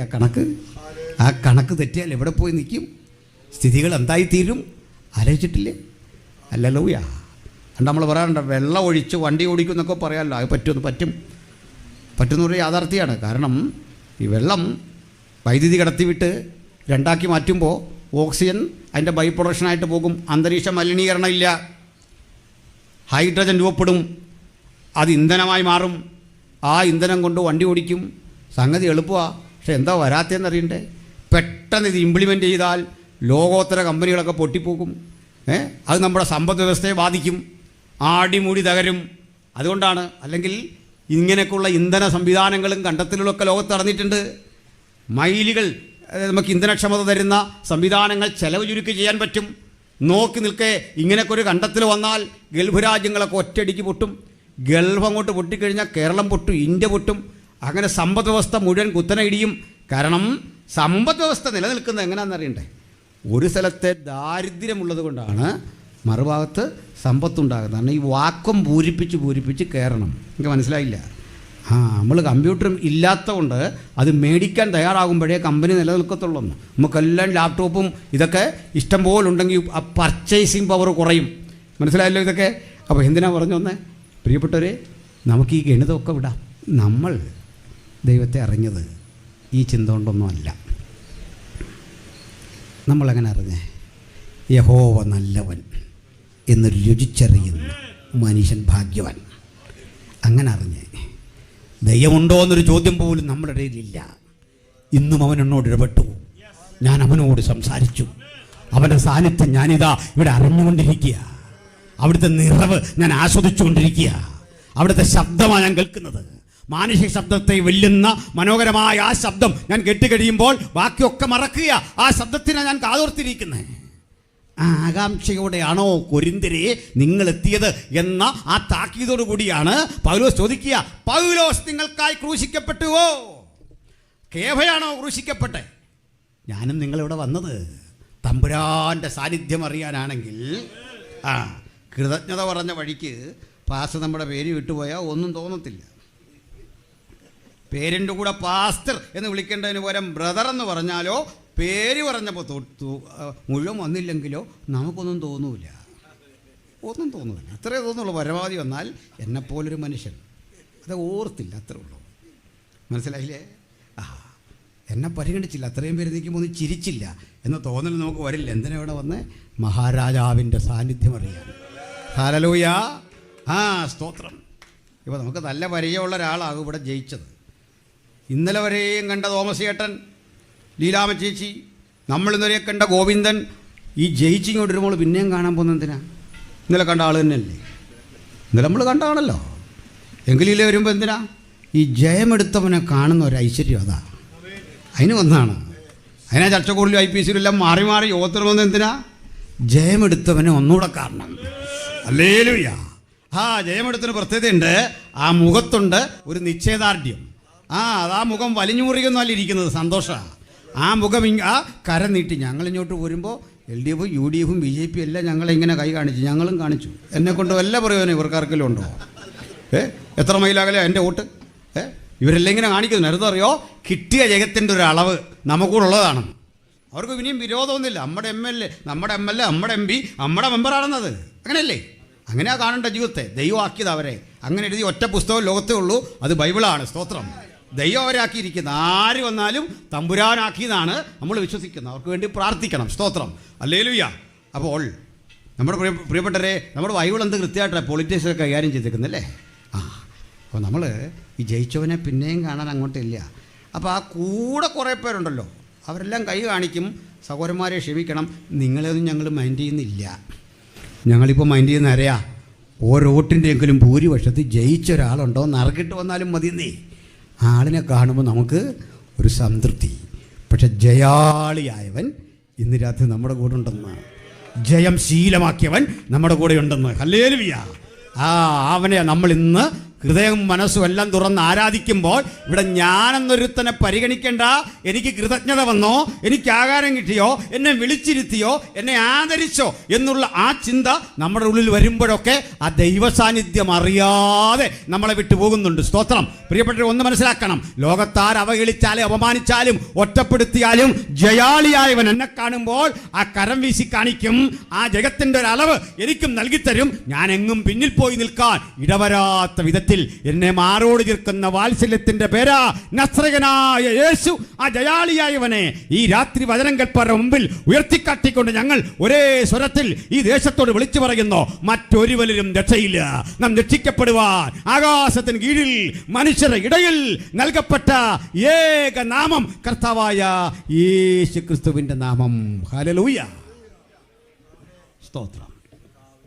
അപ്പോൾ നമുക്കൊരു കാര്യം അറിയാം, ഈ വർത്തമാനമൊക്കെ കേട്ടു പൗലോസ്, മരണത്തോടെല്ലാം തീരും, അതുകൊണ്ട് പരമാവധി നിങ്ങൾ എൻജോയ് ചെയ്താട്ടെ, സന്തോഷിച്ചാട്ടെ. ഇതൊക്കെയാണ് ഞാൻ ഈ ദിവസങ്ങളിൽ വായിച്ച ഒരു പുസ്തകമുണ്ട്. മിക്കപ്പോഴും ഞാൻ വീട്ടിൽ ബാക്കിയുള്ളവർ ഉറങ്ങിക്കോട്ടെ എന്ന് കരുതി സിറ്റൗട്ടി വന്ന് കിടന്നാണ് വായിക്കുന്നത്. ഈ വെട്ടമൊന്നും അവരെ ബുദ്ധിമുട്ടിക്കണ്ട. ഒരു വലിയ അനുഭവം പ്രകീർത്തിക്കുന്ന ഒരു പുസ്തകം നമ്മുടെ ഡോക്ടർ ഓമന റസൽ പരിഭാഷപ്പെടുത്തിയാണ്. വാനിയ എന്നതിൻ്റെ പേര്. ഈ വാനിയ എന്നൊരു പുരുഷൻ്റെ പേരാണ്, ഒരു റഷ്യൻ സുവിശേഷൻ്റെ പേരാണ്. ഇത് കേരള നിയമസഭയിലെ എല്ലാ MLA മാർക്കും ഫ്രീ ആയിട്ട് എത്തിച്ചിട്ടുണ്ട്, ഉദ്യോഗസ്ഥർക്കും എത്തിയിട്ടുണ്ട്. 100ഓളം കോപ്പി 1000ഓളം കോപ്പിയോ മറ്റോ അവിടെ ഡിസ്ട്രിബ്യൂട്ട് ചെയ്യുന്ന അറിയില്ല, ഉദ്യോഗസ്ഥർക്കും എല്ലാം കൊടുക്കാൻ. എൻ്റെ അറിവ് അങ്ങനെ. അതൊരു പട്ടാളക്കാരനായിരുന്നു. റഷ്യയിൽ 1970-കളിൽ മതപരമായ വലിയ നിയന്ത്രണം നിൽക്കുന്ന കാലമാണ്. എങ്കിലും ലെനിൻ ഡിക്രി .5 എന്നൊരു ലോ ഉണ്ടായിരുന്നു. ലെനിൻ്റെ ഒരു വിളംബര. ലെനിൻ അനുവദിച്ചു മതമാകാം, പക്ഷെ അത് പബ്ലിക്കിലൊന്നും പറ്റില്ല. മതപരമായൊരു ശവസംസ്കാരം വേണോ ആകാം, പുരോഹിതൻ വേണേ ആകാം, പക്ഷേ പള്ളിക്ക് പെർമിഷൻ വേണം, ലൈസൻസ് വേണം. ഞങ്ങൾക്കറിയണം ആ പള്ളികളിൽ ഏത് ഘട്ടത്തിലും KGB പ്രവേശിക്കും, റഷ്യയുടെ ചാരപ്പ സംഘടന. അത് റഷ്യയുടെ അടിസ്ഥാനപരമായ ചിന്ത നാസ്തികതയാണ്. അതിനെതിരെയൊന്നും പറയാൻ പറ്റില്ല, നിങ്ങൾ പ്രാർത്ഥിച്ചു, പ്രശ്നമൊന്നുമില്ല. അങ്ങനൊരു ആ ചെറിയ പോയിൻ്റ് ഉണ്ടല്ലോ, ലെനിൻ ഡിക്രി .5 ലോ, അതിൻ്റെ ക്ലോസാണ് 5. ഇത് വെച്ച് സഭകളങ്ങ് വളർന്നു. ആ കൂടെ ക്രിസ്തീയ സഭകൾ വേർപെട്ട ദൈവമക്കളുടെ സാന്നിധ്യക്കാട് ഉണ്ടായപ്പോൾ ഒരു വീട്ടിൽ 3 മക്കളുണ്ടായിരുന്നു, ഒരു പിതാവിന്. അതിലൊരാൾ നന്നായിട്ട് പ്രാർത്ഥിക്കുന്നൊരു പയ്യനായിരുന്നു, അതായത് ഈ വാനിയ. അയാൾക്ക് ഈ പട്ടാളത്തിൽ സെലക്ഷൻ കിട്ടുക. അയാൾ തീരുമാനിച്ചു, എൻ്റെ ജീവിതം മുഴുവൻ യേശുവിന് വേണ്ടിയാണ്, പക്ഷെ എനിക്കിപ്പോൾ വന്നിരിക്കുന്ന നിയോഗം ആർമിയിലേക്ക്. ഞാൻ എന്ത് ചെയ്യും? കുറേ പ്രാർത്ഥിച്ചപ്പോൾ ഒരു നിയോഗം, നീ പോവുക. അവൻ പറഞ്ഞു, എനിക്ക് യുദ്ധം ചെയ്യാൻ വയ്യ, എനിക്ക് മനുഷ്യനെ മുറിവേൽപ്പിക്കാൻ വയ്യ, എനിക്ക് ആരെയും ശത്രുവായി കാണാൻ വയ്യ, നീ പോവുക. അപ്പോൾ അദ്ദേഹത്തിൻ്റെ മൂത്ത സഹോദരനുണ്ട്, അയാളൊരു എത്തിസ്റ്റാണ്. അയാൾ റഷ്യയോട് വലിയ കൂറുള്ള ഒരാളാണ്. അയാൾ പറയാണ്, നിൻ്റെ ഈ സ്വഭാവമല്ല അവിടെ ചെല്ലുമ്പോൾ മാറും, പ്രാർത്ഥനയൊക്കെ മാറിക്കോളും, നീ നന്നായി വരും. കാരണം ഈ പ്രാർത്ഥന ഒരു വേസ്റ്റാണ്. കുറേ നേരം ഇങ്ങനെ പ്രാർത്ഥിക്കുക. ഞാൻ ഇത്രയായി പ്രാർത്ഥിച്ചിട്ടാണോ?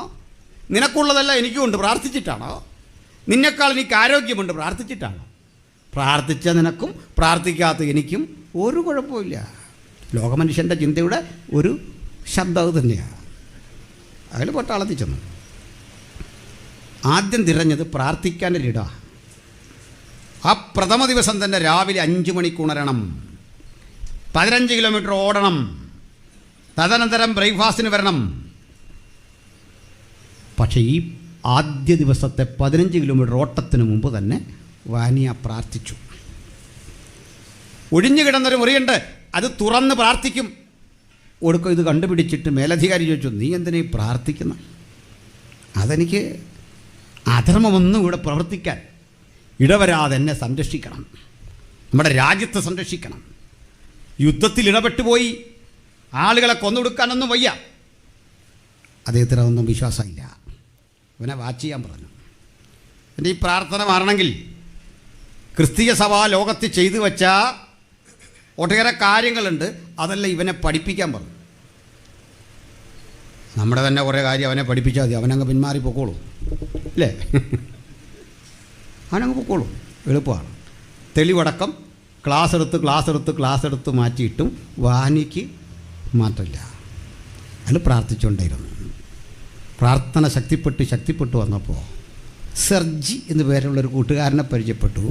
അവനും ഇതുപോലെ ഇവരെ രണ്ടു വഴിക്ക് മാറ്റി. പക്ഷെ എങ്ങനെ നോക്കിയാലും ഇവർ ഒന്നിച്ചു വരും. നല്ല പ്രാർത്ഥന. ഇതൊക്കെ ഇവൻ്റെ ശല്യമായി മാറിയ ഈ മനുഷ്യനെ ഇതിന് തിരിപ്പിച്ചേ പറ്റൂ.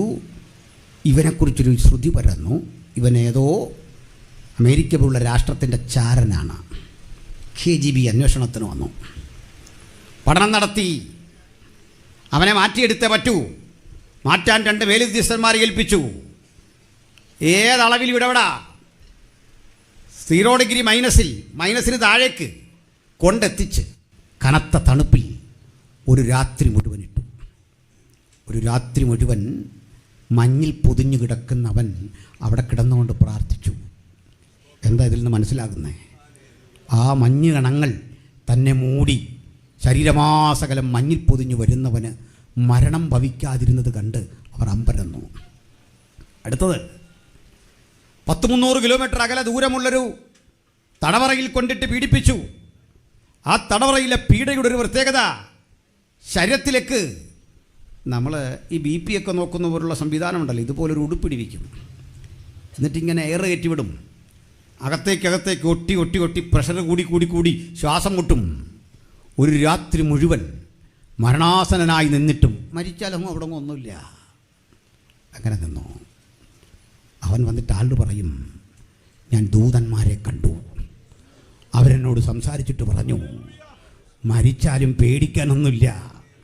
ഇപ്പം ഞങ്ങളെക്കുറിച്ച് നീ ഒരു കാഴ്ച മാത്രമാ കണ്ടെങ്കിൽ മരണം കഴിഞ്ഞാൽ ഞങ്ങൾക്ക് ഈ പവറല്ല, ഞങ്ങൾ നിൻ്റെ സേവകാത്മാക്കളായി മാറും. നിനക്കാണ് അധികാരം, നിനക്കാണ് ശക്തി. അവനെ അങ്ങനെ സന്തോഷിപ്പിച്ച വാക്കുകളൊക്കെ കൂട്ടുകാരോട് പറയും. ഈ മനുഷ്യനൊരു തലവേദനയായി മാറി. ഒടുക്കം പിന്നെ പരിഹസിച്ച ആളുകൾ ഒത്തുകൂടുമ്പോൾ ഒരു ചോദ്യം, നീ പറയുന്നൊരു ദൈവം ഉണ്ടെങ്കിൽ, അവിടുത്തെ ഒരു കൂട്ടുകാരൻ പറയുക, പട്ടാളക്കാരൻ പറയുക, എനിക്ക് നാളെ അവധി കിട്ടണം, വീട്ടിൽ പോകണം. ഒരു സാധ്യതയില്ല. നോക്കണം. അദ്ദേഹം പറഞ്ഞു, കൂട്ടുകാരാ, ഇതൊരു പരീക്ഷണയിടമൊന്നുമല്ല. നീ എന്നോട് ഒരു വാദവും വെച്ചിട്ടില്ല. പക്ഷെ വേറൊരുത്തൻ ആ വാദം ഏറ്റെടുത്തിട്ടുണ്ട്. അതെനിക്ക് ഉറപ്പാണ്. കാരണം നിന്നോട് പറയാൻ ഞാൻ അശക്തനാ. ആ വാദം അവൻ ഏറ്റെടുക്കുകയും അതിൻ്റെ ചുമതലക്കാരനായി എന്നെ ഇവിടെ ഇരുത്തുകയും ചെയ്താൽ ഞാൻ നിനക്ക് വേണ്ടി പ്രാർത്ഥിക്കും, നിൻ്റെ വഴി സുഗമമാകും. ആ രാത്രി മുഴുവൻ വാനിയ പ്രാർത്ഥിച്ചു. പ്രഭാത ഭക്ഷണത്തിന് പോകുമ്പോഴേക്ക് അറിയിപ്പ് വന്നു, ഇവനെ അവധി. ഇതെങ്ങനെ കിട്ടിയെന്നറിയില്ല. പിന്നെ മനസ്സിലാകുന്ന നാളുകൾക്കപ്പുറത്ത് അവൻ കൊടുത്തൊരു അപേക്ഷ തലേ രാത്രി പരിഗണിച്ച് സന്ദേശം വന്ന പട്ടാള ക്യാമ്പിൽ 200 പേര് മാനസാന്തരപ്പെട്ടു. ഒറ്റ കാരണത്താൽ 200 റഷ്യൻ പടയാളികൾ ചെമ്പട 200 പേർക്ക് മാറ്റമുണ്ടാകാൻ സുവിശേഷ യോഗമോ പരസ്യയോഗമോ ട്രാക്ട് വിതരണമോ കൗൺസിൽ കമ്മിറ്റികളോ ഇവാഞ്ചലിസത്തിന് സ്വീകരിക്കുന്ന ഏതെങ്കിലും മെത്തഡോളജികളോ അല്ല ദൈവം ഉപയോഗിച്ചത്. പ്രാർത്ഥിക്കുന്ന മനുഷ്യൻ്റെ മുഴങ്കാലിരുന്നുള്ള മഞ്ഞണിഞ്ഞ ആ മാമലകളുടെ താഴെ ഇരുന്ന് പ്രാർത്ഥിക്കുന്നവരുടെ കണ്ണീരിനെ ദൈവം മാനിച്ചു. ചെമ്പടയുടെ 200 കരുത്തന്മാർ യേശുവിൻ്റെ ധീര സമരസേനാനികളായി മാറാൻ ആ പ്രാർത്ഥനയ്ക്ക് കഴിഞ്ഞെങ്കിൽ വരാനിരിക്കുന്ന കാലഘട്ടത്തിൻ്റെ ഉണർവിന് ദൈവം നിരക്കുന്ന കരുത്തർ ഇന്ന് രാത്രി ഇവിടെ ഉണ്ട് എന്ന് ഞങ്ങൾ ആത്മാർത്ഥമായി വിശ്വസിക്കുന്നു. ഈ ദിനങ്ങളിലെ സുവിശേഷ യോഗങ്ങളുടെ ലക്ഷ്യം അത്തരത്തിൽ ചിലരാ. അവരെന്ന് എഴുന്നേറ്റാൽ രാജ്യത്തിന്റെ സ്ഥിതിഗതികൾ മാറും, ദേശത്തിന്റെ സ്ഥിതിഗതികൾ മാറും. അവരെ തിരഞ്ഞ് ദൈവത്തിന്റെ പരിശുദ്ധാത്മാവ് ഒരു ഉത്തരവാദിത്വം ഏൽപ്പിക്കാൻ ഇന്നിവിടെ വന്നിട്ടുണ്ടെന്നുള്ള കാര്യം ഉറപ്പാണ്. ഹല്ലേലൂയ. ഈ മനുഷ്യനെ കൊണ്ട് മടുത്തു. KGB അന്വേഷണത്തിന് വീണ്ടും വിധേയമാക്കുമ്പോൾ പിറ്റേന്ന് രാവിലെ അവർ ഉത്തരവെടുത്തിക്കൊണ്ടിരിക്കുക, ഒരു കാരണവശാലും ഈ പട്ടാള ക്യാമ്പ് വിട്ട് പുറത്തു പോകാൻ ഇവനെ ഇടവരുത്തരുത്, ഒരാളോടും മിണ്ടാൻ അനുവാദം കൊടുക്കരുത്. വെറുതെ പോലും സംസാരിക്കരുത്. 5 ദിവസമൊക്കെയാണ് പട്ടിണി കിടുന്നത്. പക്ഷേ ഉത്തരവ് പുറപ്പെടുന്നതിന് മുമ്പ് ഒരു മേലധികാരി വന്നിട്ട് പറഞ്ഞു, വണ്ടി എടുക്കുമ്പോൾ ഒരിടത്ത് പോകണം. വണ്ടിയിൽ 2 ആളും പോയി കഴിഞ്ഞാൽ ഉത്തരവ് എഴുതിയോ നോക്കുമ്പോൾ ആളില്ല. ചോദിച്ചപ്പോൾ പറഞ്ഞ ആൾ പുറത്ത് പോയി. നല്ല ഡ്രൈവറാ, ഫുഡ് എടുക്കാൻ പോയതാ, ബ്രെഡ് വാങ്ങാൻ പോയതാ. മേലധികാരിയും താനും വേറെ 2 സുഹൃത്തുക്കളൂടെ പോകുമ്പോൾ വേഗത്തിൽ തിരിച്ചു വരുന്ന വഴിക്ക് ഒരു അത്ഭുതം നടക്കുക. അത്ഭുതം എന്താണെന്നറിയണ്ടേ? വണ്ടിയുടെ വേഗത കുറയ്ക്കാൻ തൻ്റെ കാതിൽ ആരോ പറയുന്നു. വേഗത കുറച്ചപ്പോൾ പറഞ്ഞ് വീണ്ടും വേഗത കുറയ്ക്കുക. വേഗത വല്ലാതെ കുറച്ചപ്പോൾ മേലധികാരി ചോദിച്ചു, നിനക്ക് എന്ത് പറ്റി, സ്പീഡിൽ വണ്ടി വിട്. അദ്ദേഹം പറഞ്ഞു, എൻ്റെ ദൈവം എന്നോട് പറയുന്നു വേഗത കുറയ്ക്കണം, വണ്ടി സൈഡ് ഒതുക്കണം. സൈഡ് ഒതുക്കി തുറന്നപ്പോൾ തങ്ങൾ കൊണ്ടുവന്ന ബ്രെഡെല്ലാം വഴിനീളെ കിടക്കുകയാണ്. 2 ആളും പുറത്തിറങ്ങി. മേലധികാരി പറഞ്ഞു, നമ്മൾ ഒരുമിച്ചല്ലേ ഇത് അടച്ചത്, ഒരുമിച്ചല്ലേ പൂട്ടിയത്, ഒരുമിച്ചല്ലേ ഈ കാര്യമെല്ലാം ചെയ്തത്, ഇതിൻ്റെ ഇടയ്ക്ക് എന്താ സംഭവിച്ചേ? ഒരു പിടിയും കിട്ടുന്നില്ല. നമ്മൾ 2 പേര് സസ്പെൻഷനിലാവും. ആഹാരം അവിടെ കൊണ്ടെത്തിക്കണം. അടുത്ത ഘട്ടം ഒരു കാഴ്ച കാണുന്നത്, അവർ നോക്കിക്കൊണ്ടിരിക്കെ വലിയൊരു ട്രക്ക് മറ്റൊരു വലിയൊരു വണ്ടിയിൽ ഇടിച്ച് 2ഉം മറിഞ്ഞു കിടക്കുന്നു. അനിയന്ത്രിതമായി വന്ന ട്രക്കിൽ ഇവരെ വണ്ടി ഇടിക്കാതിരിക്കാനുള്ള ഒരു ദൈവ സന്ദേശമാണ് കിട്ടിയത്. മേലധികാരിയോട് പറയുക, എൻ്റെ പിതാവ് എന്നോട് പറഞ്ഞു ഇപ്പോൾ ഈ വഴി പോകരുതെന്ന്. ഇങ്ങനെ ദൂതുള്ള ദൈവമക്കളൊരു കാലമാ ഇനി. ദൈവം അനുകൊടുത്തോർത്ത് പ്രസംഗം പറഞ്ഞു നല്ല ഇനി പറയേണ്ടത്, ഡിസ്ട്രിക്ട് വാസ് പറഞ്ഞു നല്ല പറയേണ്ടത്, പാട്ട് പാടുന്ന ആളുകൾ പറഞ്ഞു നല്ല പറയേണ്ടത്. നമുക്ക് ഈ ശബ്ദത്തെയൊക്കെ മറന്നിട്ട് ആ ദൈവശബ്ദം കേൾക്കാൻ ആര് കാതുകുറിപ്പിച്ചെന്ന് ഇവിടെ ഇരിപ്പുണ്ട്. അവരൊരു കാലം അതില്ലാത്ത ജീവിതം ക്രിസ്തീയമല്ല. ദൈവമായുള്ള ആത്മബന്ധം നഷ്ടപ്പെടുന്ന ഇടത്ത് ദൈവത്തിന് ഇനി പ്രവർത്തിക്കാൻ കഴിയുകയില്ല. ഹൃദയം ദസിക്കട്ടെ തമ്പുരാന് വേണ്ടി. ഇങ്ങനൊക്കെ ഇടപെടുന്നൊരു ദൈവമുണ്ടെന്ന്, ശബ്ദം കേൾപ്പിക്കുന്നൊരു ദൈവമുണ്ടെന്ന്, ആപത്തും അനർത്ഥവും തൊട്ടുമുമ്പിൽ വരുമ്പോൾ ബോധ്യപ്പെടുത്തി തരുന്ന ഒരു ദൈവമുണ്ടെന്ന്. ഇത്തരം അനുഭവങ്ങൾ ചെറുതും വലുതുമായുള്ള നിരവധി പ്രിയപ്പെട്ടവർ ഇന്നിവിടെ ഇരിപ്പുണ്ട്. പക്ഷെ അതിനെ തേച്ചു മിനുക്കി എടുക്കുന്നതിൽ, രൂപപ്പെടുത്തി എടുക്കുന്നതിൽ നമുക്ക് ഭവിച്ച പരാജയത്തെ ഒന്ന് തിരിച്ചറിഞ്ഞിട്ട് നമുക്ക് ദൈവത്തിങ്കിലേക്ക് മടങ്ങണം, ദൈവപ്രവൃത്തിയിലേക്ക് മടങ്ങണം, ദൈവത്തിന്റെ ഇടപെടലിലേക്ക് മടങ്ങണം. മുഴങ്കാലിലെ പ്രാർത്ഥനയുടെ ശക്തി ഒന്ന് വികസിപ്പിച്ചെടുക്കണം, അതൊന്ന് ത്രസിപ്പിച്ചെടുക്കണം, അതൊന്ന് ഊർജ്ജപ്പെടുത്തിയെടുക്കണം, അതൊന്ന് ശക്തിപ്പെടുത്തിയെടുക്കണം. അവരെ കൊണ്ട് ദൈവം കാലത്തെ മാറ്റാൻ പോകുക, ദേശത്തെ മാറ്റാൻ പോകുക. ഇന്ത്യ കാത്തിരിക്കുന്ന ആ വലിയ മാറ്റത്തിന്റെ കാകളധ്വനി നമ്മുടെ എല്ലാം കാതുകളിൽ കേൾക്കാം. നമ്മുടെ സമചിഷ്ടങ്ങൾ 1500 പേര് ഇന്ത്യയിലെ ജയിലുകളിൽ വീർപ്പുമുട്ടി കഴിയുക, സ്ത്രീ പുരുഷ ഭേദമന്യേ ഇന്നിവിടെ വന്നിരുന്ന് നമ്മൾ കേട്ടു. സെൻട്രൽ വാസ് പറഞ്ഞു, നമുക്ക് ഫുഡുണ്ട്, എല്ലാവർക്കും വന്നിരിക്കുന്നവർക്കൊക്കെ സന്തോഷമുണ്ട്, പാട്ടുണ്ട്, പ്രസംഗമുണ്ട്. ഇതൊന്നും കാണാൻ കഴിയാതെ അനേകായിരങ്ങൾ ഇന്ത്യ മഹാരാജ്യത്തിന്റെ വിവിധ ജയിലിടങ്ങളിൽ അടക്കപ്പെടുമ്പോൾ ന്യായവിധി നമ്മിലേക്ക് വരാതെ ഈ അനുഭവിക്കുന്ന സുഖങ്ങളും സൗകര്യങ്ങളും ഒക്കെ ആസ്വദിച്ചിട്ട് ദൈവത്തെ നിന്ദിക്കുന്ന അവസ്ഥാവിശേഷങ്ങളിൽ വിഭിന്നമായ ഒരു മടക്കയാത്രക്ക് ദൈവത്തിന്റെ പരിശുദ്ധാത്മാവ് ആത്മപ്രേരണ തരുന്ന എത്ര ജീവിതങ്ങൾ ഇവിടെയുണ്ട്. ഞാനുൾപ്പെടെ, കേൾക്കുവിൽക്കാരുൾപ്പെടെ നമുക്ക് ഒരുമിച്ച് ചില തിരുത്തലുകളുടെ പ്രക്രിയകളിലേക്ക് കടക്കാം. ദൈവത്തിന്റെ വലിയ പ്രവൃത്തി ഇന്ന് രാത്രി നമ്മിലൂടെ മാറി മറിഞ്ഞുകൊണ്ടിരിക്കട്ടെ. ഓരോ ജീവിതങ്ങളെയും തൊട്ടുകൊണ്ടിരിക്കട്ടെ. എല്ലാവരിലും ആ രൂപാന്തരം സംഭവിച്ചുകൊണ്ടിരിക്കട്ടെ. ഹല്ലേലൂയ. പ്രിയപ്പെട്ടവരെ, ഇവനെ കൊണ്ട് മടുത്തു, ഒരു രക്ഷയുമില്ല. ഒടുക്കം മേലധികാരി ഒന്ന് ചിന്തിച്ചു, ഇവനിലൊരു കുറ്റം ചുമത്തി ഇവനെ കൊല്ലാൻ നേരെ ഏൽപ്പിച്ചു കൊടുക്കുക KGBക്ക്. കാരണം അവർക്ക് കൊല്ലാൻ പ്രത്യേകിച്ച് കാര്യമൊന്നും വേണ്ട. മൊസാദിനും KGBക്കൊക്കെ ഒരുത്തിനെ കൊല്ലണമെങ്കിൽ ഒരു കാരണവും വേണ്ട, സംശയം തോന്നിയാൽ മതി. അത് ചാരപ്പടയുടെ പ്രത്യേകത. എല്ലാ രാജ്യങ്ങളിലും അങ്ങനെയാണ്. റഷ്യയുടെ KGBയെ വിളിച്ചു വരുത്തി അവനെ കൊല്ലാൻ തീരുമാനിച്ചു. കൊല്ലാൻ തീരുമാനിച്ചു എന്നല്ല, വലിയ സന്തോഷത്തിലാണ് അവൻ്റെ മേലധികാരി. കാരണം അയാളുടെ പ്രമോഷനെ ബാധിക്കുന്നു ഈ ശല്യം. അയാളുടെ ഡിപ്പാർട്ട്മെൻറ്റിൽ കീഴിലുള്ളൊരു ഉദ്യോഗസ്ഥൻ ഇതാ ഇവിടെയെല്ലാം റഷ്യയ്ക്ക് വിപരീതമായ വിധത്തിൽ ബൈബിൾ പ്രചരിപ്പിക്കുന്നു, ആശയം പ്രചരിപ്പിക്കുന്നു.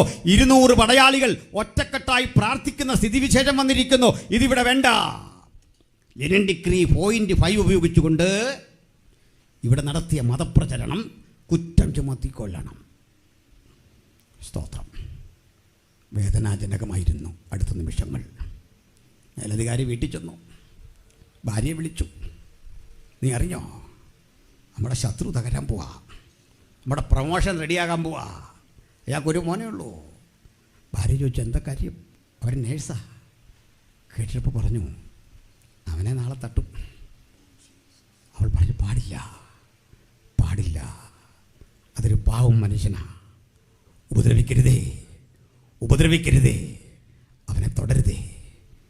ഇത് കേൾക്കുമ്പോഴാണ് വചനം പറയുന്നേ, എൻ്റെ അഭിഷിക്തന്മാർക്ക് ഒരു ദോഷവും വരുത്തരുത്, എൻ്റെ പ്രവാചകന്മാരെ തുടരുത്. ഇന്ത്യ മഹാരാജ്യത്തോട് ആ ശബ്ദം ഇന്ന് രാത്രി ആത്മാവിൽ അവിടുത്തെ അഭിഷിക്തന്മാരാ ഞങ്ങൾ ചേർന്ന് പറയുക, എൻ്റെ പ്രവാചകന്മാരെ തുടരുത്, എൻ്റെ അഭിഷിക്തന്മാർക്ക് ഒരു ദോഷവും ചെയ്യരുത്. കാലം കരുതി വെച്ചിട്ടുണ്ട്, അതിന് തക്കതായ ചിലതൊന്ന് ഓർമ്മപ്പെടുത്തുവാൻ ആത്മാവിൽ അഭിഷിക്തന്മാരാ ഞങ്ങൾ ഒരുമിച്ച് ചേർന്ന് ഇന്ത്യ മഹാരാജ്യത്തോട് കൃത്യമായ ദൈവത്തിൻ്റെ ദൂതറിയിക്കുകയാണ്. ആമേൻ, ഹല്ലേലൂയ. പക്ഷെ അയാൾ വിട്ടില്ല, മടങ്ങെത്തി. പിറ്റേന്ന് പ്രഭാതം KGBക്ക് മുമ്പിൽ പ്രത്യക്ഷപ്പെട്ടു. ചോദ്യം ചെയ്ത് ഇദ്ദേഹത്തെ വകവരുത്തുമെന്ന പ്രതീക്ഷയോട് മേലധികാരി ചെല്ലുമ്പോൾ കാണുന്നത് വാനിയ നിലത്ത് കിടക്കുന്നു. ആഹ്ലാദചിത്തനായി വാനിയെ ചവിട്ടുവാൻ അടുത്തേക്ക് ചെന്ന ഇയാൾ അമ്പരന്നുപോയി. കാരണം ചോദ്യം ചെയ്യലുകൾക്ക് ഒന്നും അവസരം കൊടുക്കാതെ KGB കൊന്നുകളഞ്ഞു അദ്ദേഹത്തെ.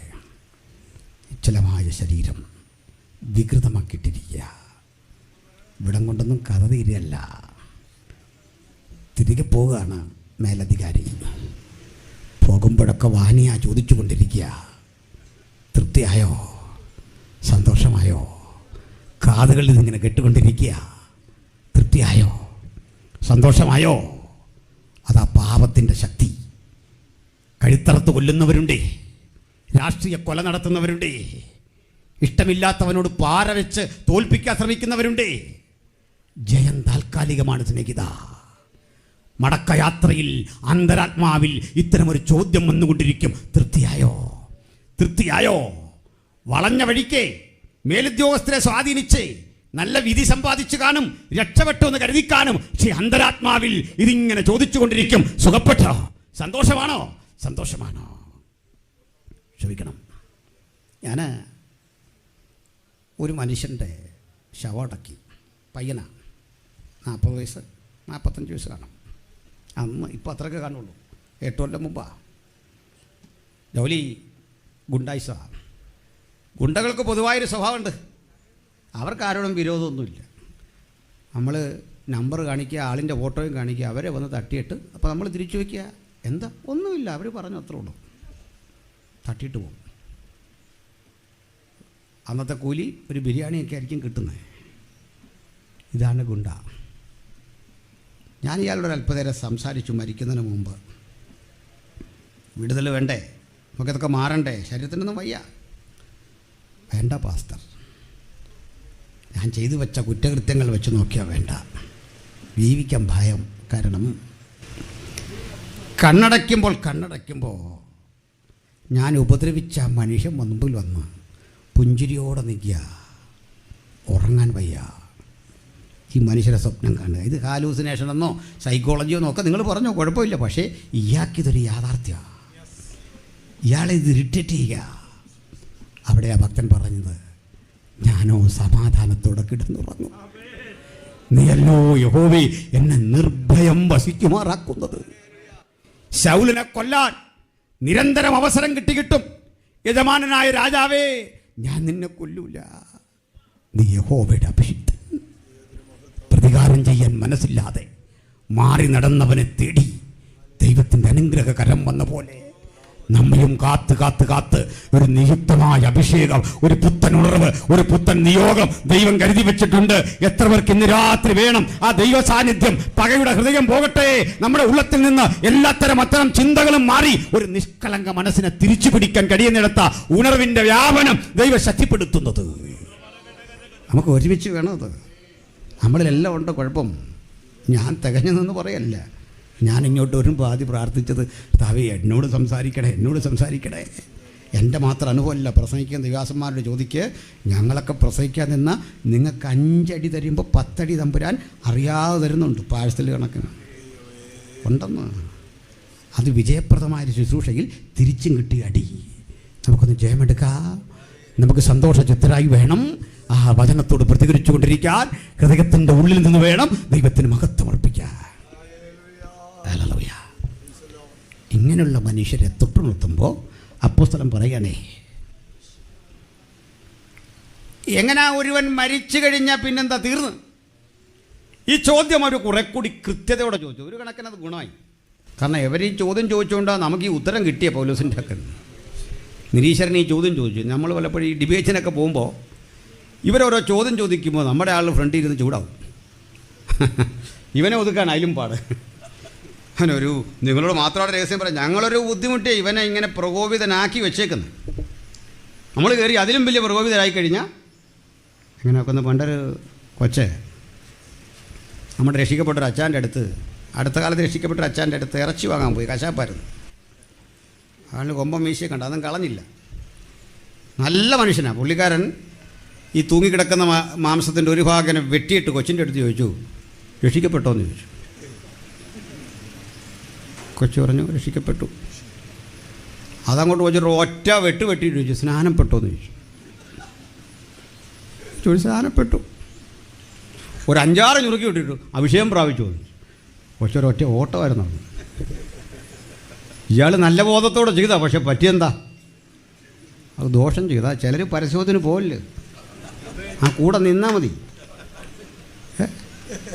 പരസ്യത്തിന് ചില ശല്യക്കാരുണ്ട്. സുവിശേഷം പറയുമ്പോഴും ഉണ്ട്, എന്താ ഒരാൾ പറഞ്ഞുകൊണ്ടിരിക്കുമ്പോൾ എൻ്റെ ഇടവഴി കയറി പറയുക. എനിക്കൊരു അനുഭവം ഉണ്ട് കേട്ടോ, അതവിടെ ഇരിക്കട്ടെ തൽക്കാലം. അയാൾ പറഞ്ഞോളൂ. ആ മനുഷ്യന് വേണ്ടി പ്രാർത്ഥിച്ചുകൊണ്ട് നിൽക്കും മൗനമായിട്ട്. കാരണം നമ്മളീ പറയുന്ന സാഹിത്യം കേട്ടൊന്നുമല്ല മനുഷ്യൻ രക്ഷിക്കപ്പെടുന്നത്. ഡിബേറ്റ് പോലും അല്ലെന്ന്. അതൊക്കെ എന്തിനാണെന്നറിയണ്ട, ഉറപ്പിക്കാനാണ്. ക്രിസ്ത്യവിശ്വാസത്തിൻ്റെ ധൈര്യവും അചഞ്ചലതയും പബ്ലിക്കിന് ബോധ്യപ്പെടുത്താനുള്ള അതൊക്കെ. ഹല്ലേലൂയ. അതിനല്ലേ. അപ്പോൾ വിഷയത്തിലേക്ക് വരണം. ഇവിടെ പലസ് ഈ ചോദ്യം അങ്ങോട്ട് ചോദിക്കുക, ഇതൊക്കെ ശരിയാ സാറേ, പക്ഷേ ഈ മരിച്ചുപോയി 10,000-2000 വർഷം മുമ്പുള്ളൊരു മനുഷ്യൻ എങ്ങനെ ഉയർക്കും? ഇനി ഇത്രയും വർഷമായില്ലേ?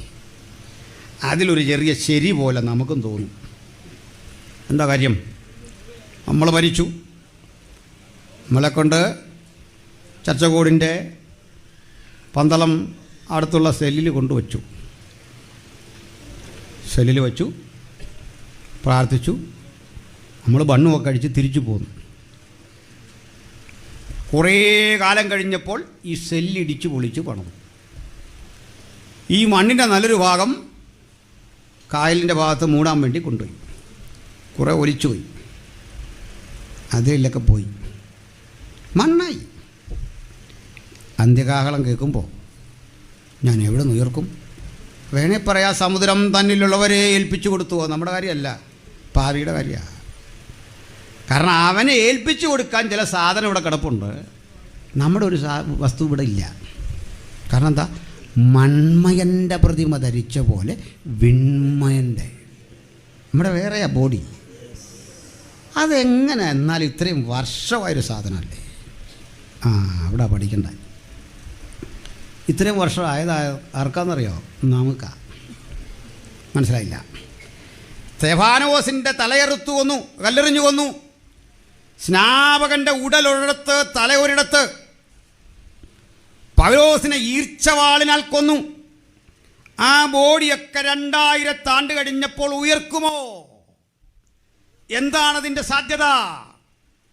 ആ ചോദ്യം ഒരാൾ ഉന്നയിച്ചാൽ ഒരു തെറ്റുമില്ല. പക്ഷെ ഉത്തരം ഞാൻ പറയാം. നമുക്കാണേ 2000 വർഷം. എങ്ങനെ 2000 വർഷം എന്നറിയണ്ടേ? ഈ ഭൂമി ഇങ്ങനെ കറങ്ങുക. ഇവിടുന്ന് അങ്ങോട്ട് പൊങ്ങിക്കഴിഞ്ഞാൽ ഈ കറക്കം നമുക്ക് ബാധകമല്ല. ഇവിടെ കിടന്ന് ഇത് കറങ്ങും. നമ്മുടെ സമയക്രമം മാറി. മനസ്സിലായില്ല? ഞാനതിനെ ഒരു എസ്കറ്റോളജിക്കകത്തൊരു ചോദ്യം ചോദിച്ചേ. നമ്മൾ 7 കൊല്ലം മധ്യാകാശത്തിൽ വസിക്കുന്ന. ഞാനൊരാൾ ചോദിച്ചു, കലണ്ടർ മനോരമ തന്നെയാണോ എന്നൊരു. കാരണം എന്താ? ഭൂമി കറങ്ങുന്നതിനല്ലേ ഒരു ദിവസം എന്ന് പറയുന്നേ. നമ്മൾ പൊങ്ങി മുകളിലോട്ട് പോയി കഴിഞ്ഞാൽ പിന്നെ എങ്ങനെ കിട്ടും? ഈ കണക്ക് വെച്ചെങ്ങനെ ആ കണക്ക് കൂട്ടുന്നത്?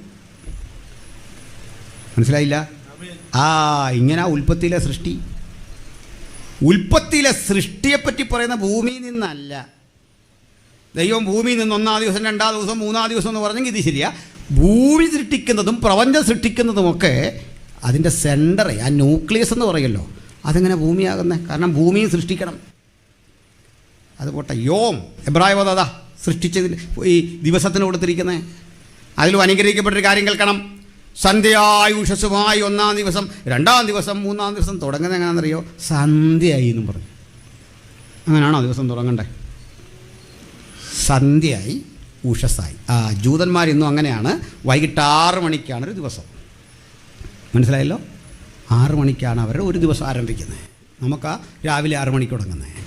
ചന്ദ്രനാണ് അവരുടെ പഞ്ചാംഗം. അവൻ കാലനിർണയത്തിനായി ചന്ദ്രനെ നിയമിച്ചു. ഇതാ വചനം. 360 ദിവസമേ ഉള്ളൂ, നമുക്ക് 65 ഉണ്ട്, കാരണം സോളാർ. അപ്പോൾ ഈ ക്രമമനുസരിച്ച് സൃഷ്ടി ഇങ്ങോട്ട് നടപ്പിലാക്കി വരുമ്പോൾ 7-ാം ദിവസം പറയുകയാണ്, 7-ാം ദിവസം ദൈവം സ്വസ്ഥനായിരുന്നു. പക്ഷേ വിലപിടിപ്പുള്ളൊരു പ്രയോഗം അവിടെ ഇല്ല. സന്ധ്യയായ ഉഷസ്സുമായി 7-ാം ദിവസം ഇല്ല. അപ്പോൾ പിന്നെ അതെങ്ങനായിരിക്കാം? 6 വരെ കൃത്യം വന്നു, 7-നില്ല. എബ്രായലനക്കാരൻ പൂരിപ്പിക്കുക, ദൈവത്തിൻ്റെ ജനത്തിന് ഒരു സ്വസ്ഥത ശേഷിച്ചിരിക്കുന്നു, ഒരു ശബത്തനുഭവം, ഒരു സബാറ്റിക്കൽ ഇയർ ശേഷിച്ചിരിക്കുന്നു. അപ്പോൾ ഇന്ന് അല്ലെ കഴിഞ്ഞ ദിവസം മരിച്ചുപോയ നമ്മുടെ പ്രിയപ്പെട്ട കുഞ്ഞുണ്ടല്ലോ, അവളും സ്തെഫാനോസും പൗലുസും ഒക്കെ ഉയർക്കുന്ന സമയക്രമം ഭൂമിയിലെ 2000 അല്ല, ഒരു സ്വർഗീയ ക്രമം. അതുകൊണ്ടൊരു നൊടിയിട പോലെ ഇത് ഫീൽ ചെയ്യൂ. ഒരു നൊടിയിട. ഹല്ലേലൂയ. കണ്ണ് ഇമയ്ക്കുന്ന ഇടയിൽ അത്രയും ടൈമിനുള്ളിൽ നമ്മൾ ട്രാൻസ്ഫോംഡ് ആകും. ഹല്ലേലൂയ. മരിച്ചവർ അക്ഷരാട്ടുയർക്കും. ഈ വലിയൊരു തത്വം പൗലോസിന് പറയണമെന്നുണ്ട്. ചുമ്മാ കയറി പറയാൻ പറ്റുമോ? അങ്ങനെ ഇരിക്കുമ്പോൾ ഒരു ചോദ്യം കൊരിന്തിൽ നിന്ന് വരിക, എങ്ങനെ ഉയർക്കും? സാറ് പറഞ്ഞിട്ട് പോ. ചോദ്യം ചോദിച്ചവനെ കയറൊരു വിളി, മൂഢ. ഉഗ്രൻ ചോദ്യം ചോദിച്ച് ഉത്തരം എങ്ങനെ? മൂഢ. ചിലതരം പരീക്ഷ എങ്ങനെ? നമ്മൾ വലിയ കാര്യമായിട്ടായിരിക്കും അങ്ങോട്ട് ചോദിക്കുന്നത്, ഉത്തരം വളരെ സിമ്പിളായിരിക്കും. അങ്ങനെയാണ്. ഞാൻ പതിവായി പലയിടത്തും പറയുന്ന കുട്ടികൾക്കൊക്കെ വേണ്ടി പറയുന്നൊരു കാര്യമുണ്ട്. ന്യൂട്ടൻ്റെ അടുത്ത് ഒരു കൂട്ടുകാരൻ സയൻറ്റിസ്റ്റ് ഉണ്ടായിരുന്നു, മാത്തമാറ്റീഷ്യൻ.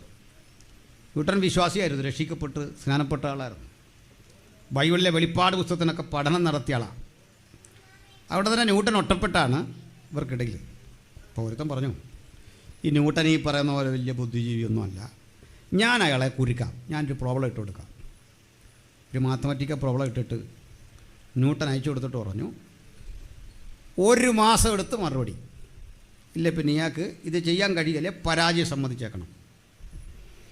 ഇത് ചെയ്യാൻ ന്യൂട്ടൻ 2-3 മിനിറ്റ് മതിയായിരുന്നു. ചെയ്ത് ബുദ്ധിമാനായ ന്യൂട്ടൻ തൻ്റെ പേര് ഒപ്പൊന്നും വെക്കാതെ വണ്ടി ഓടിക്കുന്ന ഡ്രൈവറോട് പറഞ്ഞു, ഇത് നീ ചെയ്തായിട്ട് പറഞ്ഞേക്കണം, ഇതാ കൊടുത്തേക്കാൻ. പോയ വേഗത്തിൽ ഡ്രൈവർ കൊണ്ട് കൊടുത്തു. അങ്ങോട്ട് നോക്കിയിട്ട് ആ മാത്തമാറ്റീഷ്യൻ പറഞ്ഞ ഒരു പ്രയോഗമുണ്ട് ചരിത്രത്തിൽ, താങ്കും അങ്ക്വി ലിയോണം. എന്നാ മനസ്സിലായി? അയാളിങ്ങനെ പറഞ്ഞു, അന്യഭാഷ എന്ന് മനസ്സിലായില്ലേ? താങ്കും അങ്ക്വി ലിയോണം. അതിലൊരു പദം ഓർമ്മ വരുന്നു, ലിയോണം, ലയൺ. ഇതിൽ ആ സിംഹത്തിൻ്റെ കരസ്പർശമുണ്ടെന്ന് എനിക്ക് ഉറപ്പാണ്. ആരാ? അപ്പോൾ പരീക്ഷ ഇട്ടവനൊരു വലിയ പരീക്ഷ, ഉത്തരം എഴുതവനിതൊരു ഉത്തരമല്ല. പൗലോസിൻ്റെ അടുത്തൊരു കട്ടി ചോദ്യം, ഉത്തരം വളരെ സിമ്പിൾ, മൂഢ. മരിച്ചവർ ഏതുവിധം ഉയർക്കുമെന്നാണോ നിൻ്റെ ചോദ്യം? എന്നിട്ടേ ആ ഉത്തരത്തിൻ്റെ കൂടെ ഒരുവനെ കൂടെ നിർത്തി, അത് യേശുവിനെയാണ്. നോക്കാം യേശുവിനെ. ഇത് പഠിക്കാനുണ്ട് യേശു എന്ന വ്യക്തിത്വത്തെ. കാരണം നമ്മുടെ ശരീരത്തെപ്പറ്റി ഏറ്റവും പഠിക്കുന്ന ആൾ ഡോക്ടറാണ്. അങ്ങനെയാണ്. ഡോക്ടർമാർക്ക് ഏറ്റവും അത്യാവശ്യമുള്ള സാധനം നമ്മുടെ ശവശരീരമാണ്. ജീവിച്ചിരിക്കുന്ന നമ്മളെക്കുറിച്ച് പഠിക്കാൻ മരിച്ചവൻ്റെ ബോഡി വേണം, ശവശരീരം വേണം. അതെല്ലാം കീറി മുറിച്ച് പഠിക്കുക, ഓരോ പാർട്സും പഠിക്കണം. എന്തിനാ പഠിക്കുന്നറിയണ്ടേ? ഇവൻ്റെ കുഴപ്പം നോക്കി വേണം നമ്മുടെ പ്രശ്നം പരിഹരിക്കാൻ. എന്താണിതെന്നറിയണം. ഒരു പെർഫെക്റ്റ് ബോഡി കിട്ടിയാൽ ഒരു ഡോക്ടർക്ക് സന്തോഷമാണ്. അങ്ങനെ എല്ലാം തികഞ്ഞൊരു ബോഡി കിട്ടാനും പാടാ. എല്ലാം തികഞ്ഞ ആരെങ്കിലും ഉണ്ടോ? പൂർണ്ണരായിട്ട് കർത്താവിനെ മാറ്റിനിർത്ത ആരെങ്കിലും ഉണ്ടോ? ഇല്ല. ഇല്ലെന്ന് തീർത്ത് പറയരുത്. ഒരാളുണ്ടെല്ലാം തന്നെ, ജസ്റ്റിസ് പരിപൂർണൻ എന്നാ പേര്, ഇന്ത്യക്കാരനാണ്. ബാക്കി ഞാൻ മനസ്സിലാക്കിയ ആളുകളെല്ലാം ഏതാണ്ട് കുറവുണ്ട്.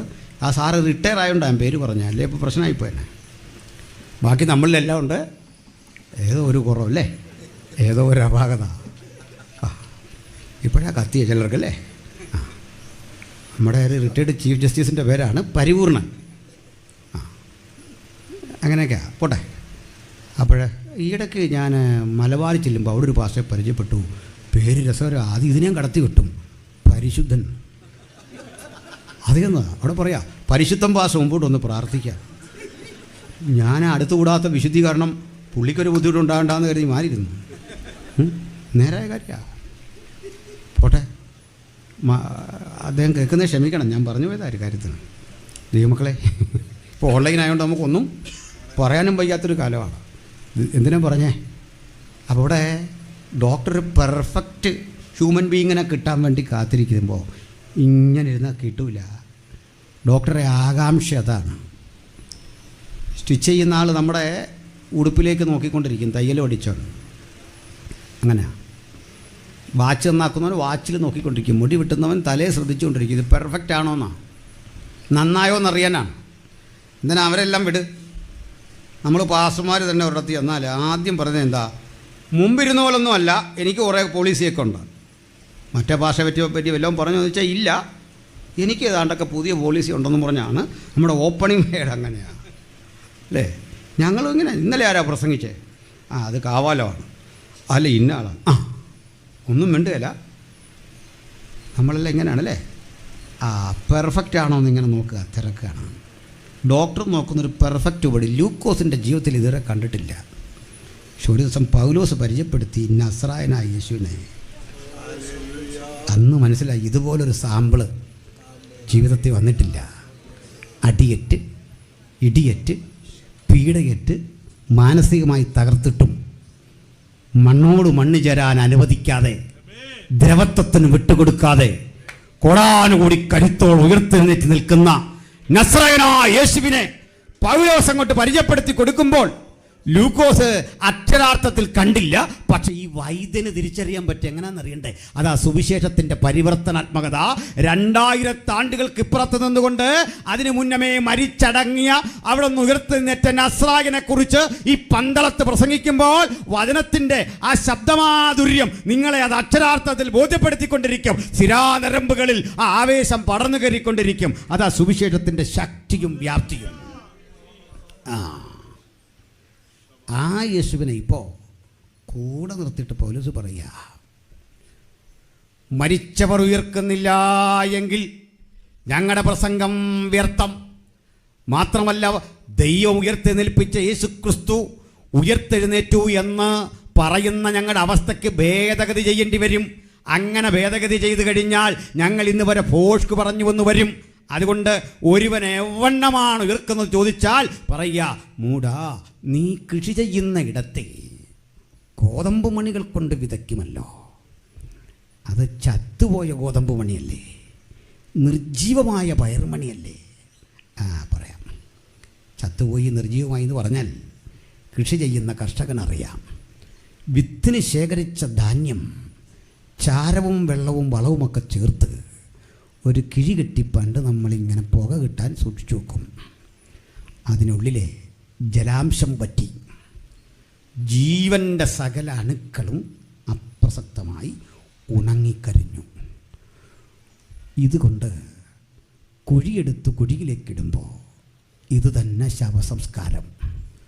കുഴിക്കകത്തേക്കിട്ടു. ഇതിനൊരു പ്രത്യേകതയുണ്ട്, അത് ഞാൻ പറയാം.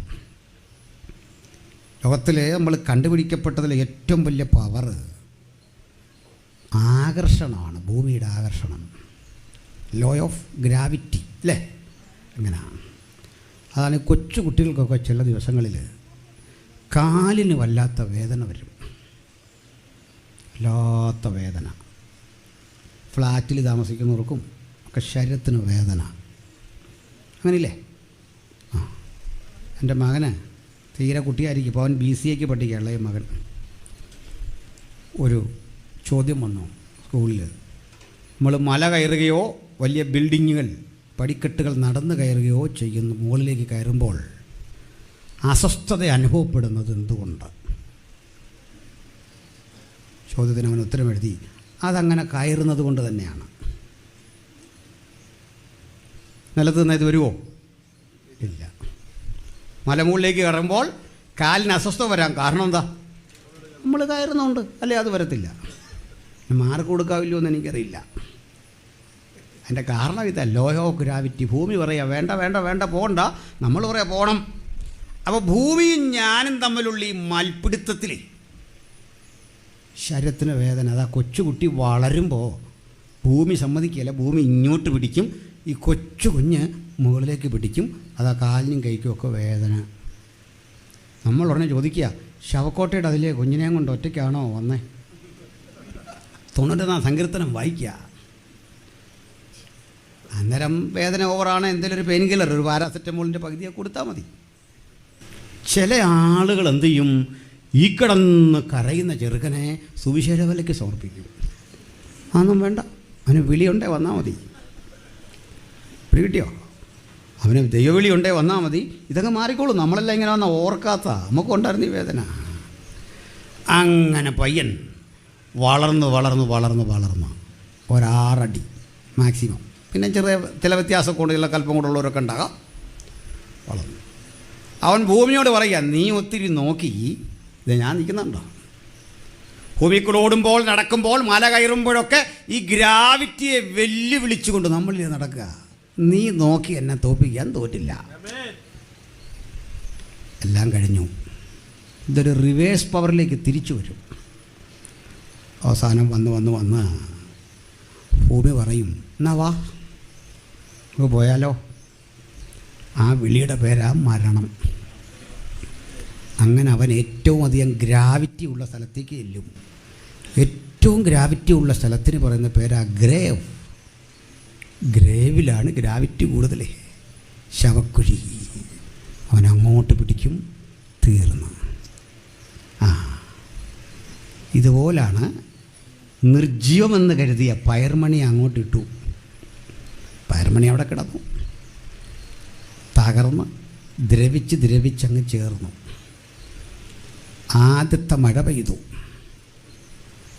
എല്ലാം ശൂന്യമായി എന്ന് കരുതി ഇടത്ത് നിന്ന് പുറത്ത് കാണാനാവാത്തൊരു തുടിപ്പ്, ഒരു വേരോട്ടം. 2 ദിവസം കഴിഞ്ഞപ്പോൾ ഇത്രയും പവറുള്ള ഗ്രാവിറ്റി ഉള്ള മണ്ണിന് അതിന് മുകളിൽ കൂടി ഈ ഗ്രാവിറ്റിയെ വെട്ടിമാറ്റി പുറത്തേക്കൊരു ചാട്ടം.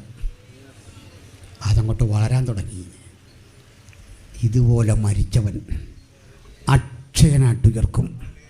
നീ വിതച്ചത് ഉണ്ടാകുവാനുള്ള ശരീരമല്ല, വിലപ്പെടുപ്പുള്ള മറ്റൊരു ശരീരം. ആ ശരീരത്തിൽ ഉയർത്തെഴുന്നേൽക്കുന്നത് എങ്ങനെയാണെന്ന് സൂചിപ്പിച്ചിട്ട് പറയുക, ഒടുക്കത്തെ ശത്രു. അതുകൊണ്ട് മരണം ഒടുക്കത്തെ ശത്രു. ഇനി ഇതിനപ്പുറത്തൊരു ശത്രുവില്ല. അതുകൊണ്ട് ഇന്നിവിടം വെട്ടിപ്പിരിക്കുമ്പോൾ ദൈവത്തിൻ്റെ ജനം ഒരു കാര്യം ഓർപ്പിക്കണം, ഒരു നിഴൽ പോലെ അവൻ കൂടെ വരുന്നുണ്ട്. നമ്മൾ മര്യാദയ്ക്ക് വണ്ടി ഓടിച്ചാലും എതിരേ വരുന്നവന് ബോധക്ഷയമുണ്ടാവുകയോ അതല്ലെങ്കിൽ അവൻ മദ്യപിച്ചിട്ട് വരികയോ നിയമമൊക്കെ പാലിച്ചെങ്കിലും എവിടെയോ പിഴക്കുന്ന നേരിയൊരു അശ്രദ്ധയ്ക്ക് കൊടുക്കേണ്ടി വരുന്ന വില, അതാണ് മരണം. ഈ മരണം ദൈവം കൽപ്പിച്ചതല്ല, വാസ്തവത്തിൽ മനുഷ്യൻ ചൂസ് ചെയ്ത. അത് പറഞ്ഞ് അവസാനിപ്പിക്കാം. വാസ്തവത്തിൽ നമ്മളാരും മരിക്കരുതെന്നായിരുന്നു ദൈവത്തിൻ്റെ ആഗ്രഹം. എന്താ കാര്യം? ഉൽപ്പത്തിയിൽ ആദിമഭൂമിയിൽ ആദം ഹവ്വമാരെ ആക്കി വെച്ച ദൈവം അവരെക്കുറിച്ച് ആഗ്രഹിച്ചെന്താ? സന്താനപുഷ്ടിയുള്ളവരായി വർദ്ധിച്ചു ഭൂമി മുഴുവൻ നിറയണം. ഭൂമി മുഴുവൻ നിറഞ്ഞു കഴിഞ്ഞാൽ ഓർത്തു നോക്കണം, ഇതൊരു വിളനിലം മാത്രമാണ്. നമ്മൾ ധാന്യമണികൾ ഒരു സ്ഥലത്തെ ഒരുമിച്ച് ഉൽപ്പാദിപ്പിച്ച് അതിങ്ങനെ വന്ന് ചെടികളായി വളരുമ്പോൾ പറിച്ച് ഞാറ് നടുന്നത് പോലെ മറ്റു സ്ഥലങ്ങളിൽ മാറ്റിപ്പാർപ്പിക്കണം. അതിനാൽ വെളിപ്പാട് പുസ്തകം പറയുന്നത്, ജയിക്കുന്നവന് ഞാൻ ഉദയനക്ഷത്രം കൊടുക്കും. മാറ്റി മാറ്റി മാറ്റി പ്രപഞ്ചം മുഴുവൻ ദൈവത്തെ സ്തുതിക്കുന്ന മനുഷ്യഗണങ്ങൾ. അതുകൊണ്ട് ഈ ഭൂമിയിലെ ഈ ശരീരം ഭൂമിയിൽ മാത്രം ഇണങ്ങുന്ന താൽക്കാലികം. ഇത് ട്രാൻസ്ഫോം ചെയ്തൊരു ശരീരം കൊണ്ട് നിത്യത അന്നേ കരഗതമാക്കണമെന്ന ദൈവത്തിൻ്റെ പദ്ധതി. അങ്ങനെയാണ് ഈ വൃക്ഷവും നന്മതിന്മകളെക്കുറിച്ചുള്ള അറിവിൻ്റെ വൃക്ഷമൊക്കെ നമുക്കുള്ളതാ. ഇപ്പോഴല്ല, അതാ ബൈബിളിൽ വീണ്ടും കാണാം. വെളിപ്പാടിൽ, ജയിക്കുന്നവന് ഞാൻ ജീവവൃക്ഷത്തിൻ്റെ ഫലം തിന്നാൻ കൊടുക്കും. ഏതിൽ നിഷേധിക്കപ്പെട്ടതെന്തോ അത് ഞാൻ അന്നവന് കൊടുക്കും. സ്തോത്രം. ഈ പദ്ധതിയിൽ നിന്ന് മനുഷ്യൻ പുറത്തു പോയപ്പോൾ അതിൻ്റെ സ്വാഭാവിക പരിണിതിയായി ട്രാൻസ്ഫോം ചെയ്യാനുള്ള ഒരു ഘട്ടമായി ദൈവം മരണത്തെ വച്ചു. അതുവഴി കടന്ന് പുതുജീവനിലേക്ക് മടങ്ങി വരണം. ഈ ശരീരം ഉപേക്ഷിച്ച് നിലനിൽക്കുന്ന ഒന്നിനെ പ്രാപിക്കണം. ആ കടമ്പയുടെ പേരാണ് ഭക്തന മരണം. അതുകൊണ്ട് പറയുക, തൻ്റെ ഭക്തന്മാരുടെ മരണം യഹോവയ്ക്ക് വിലയേറിയത്. അപകടം വഴിയാകട്ടെ, മറ്റേത് വിധേനയും ആകട്ടെ, ശത്രുവിൻ്റെ ആയുധത്താലാകട്ടെ, സുവിശേഷ വിരോധികളുടെ ആക്രമണത്താലാകട്ടെ, ഭക്തൻ്റെ മരണം യഹോവയ്ക്ക് വിലയേറിയത്. മറ്റൊന്നുകൂടി പറഞ്ഞു, എന്നാണ് ദുഷ്ടൻ്റെ മരണത്തിൽ എനിക്ക് പ്രസാദമില്ല. അതിൻ്റെ കാരണം അവൻ തിരഞ്ഞെടുക്കുന്നത് നിത്യതയല്ല. ആ തകർച്ചയുടെ പരിണിതിയുടെ ഭീകരത ഓർമ്മിപ്പിച്ചുകൊണ്ട് പറയുക, എനിക്കതിൽ പ്രസാദമില്ല. അങ്ങനെയെങ്കിൽ നമ്മളെല്ലാം ഇന്ന് ഈ ലോകം വിട്ടുപോയാലും അത് ലാഭം. ആ തിരിച്ചറിവ് കിട്ടിയ അപ്പസ്തലൻ സ്വജീവിതത്തിലും ആ തിരിച്ചറിവിൻ്റെ ശക്തി പ്രകടമാക്കിയിട്ടുണ്ട്. അപ്പോസ്തലന് കിട്ടിയത് ഇങ്ങനൊരു മരണമാണ്. ആ മരണം അദ്ദേഹം സന്തോഷത്തോടെ ആസ്വദിച്ചു. ഒത്തിരി ആളുകളുണ്ട്, നമ്മൾ നിരന്തരം കേൾക്കുന്നത് പൗലോസിനെ പറ്റിയ. ഞാൻ പത്രോസിലേക്ക് വന്ന് അവസാനിപ്പിക്കുക. പത്രോസും അങ്ങനെയായിരുന്നു. ദൈവത്തിനായി പ്രവചനപ്പെട്ട മനുഷ്യർക്കൊക്കെ ഭൂമി വീതിച്ചത് ദാരുണമായ അന്ത്യമോ ഒറ്റപ്പെടലുകളോ ആക്ഷേപമോ വേദനയോ ഒക്കെ ആയിരുന്നെങ്കിൽ, ദൈവജനമേ, അവരാരും പഴി പറഞ്ഞില്ല, മരണത്തെ പഴിച്ചില്ല. നിലനിൽക്കുന്ന നിത്യതയ്ക്ക് വേണ്ടിയുള്ള ആകാംക്ഷഭരിതമായ അവരന്വേഷണം അവരെ കൊണ്ടെത്തിച്ചത് ആ നിത്യതയെക്കുറിച്ചുള്ള തികവാർന്ന ബോധ്യത്തിലാണ്. തികവാർന്ന ബോധ്യത്തിൽ ബ്രാലേനം പറയുന്നുണ്ട്,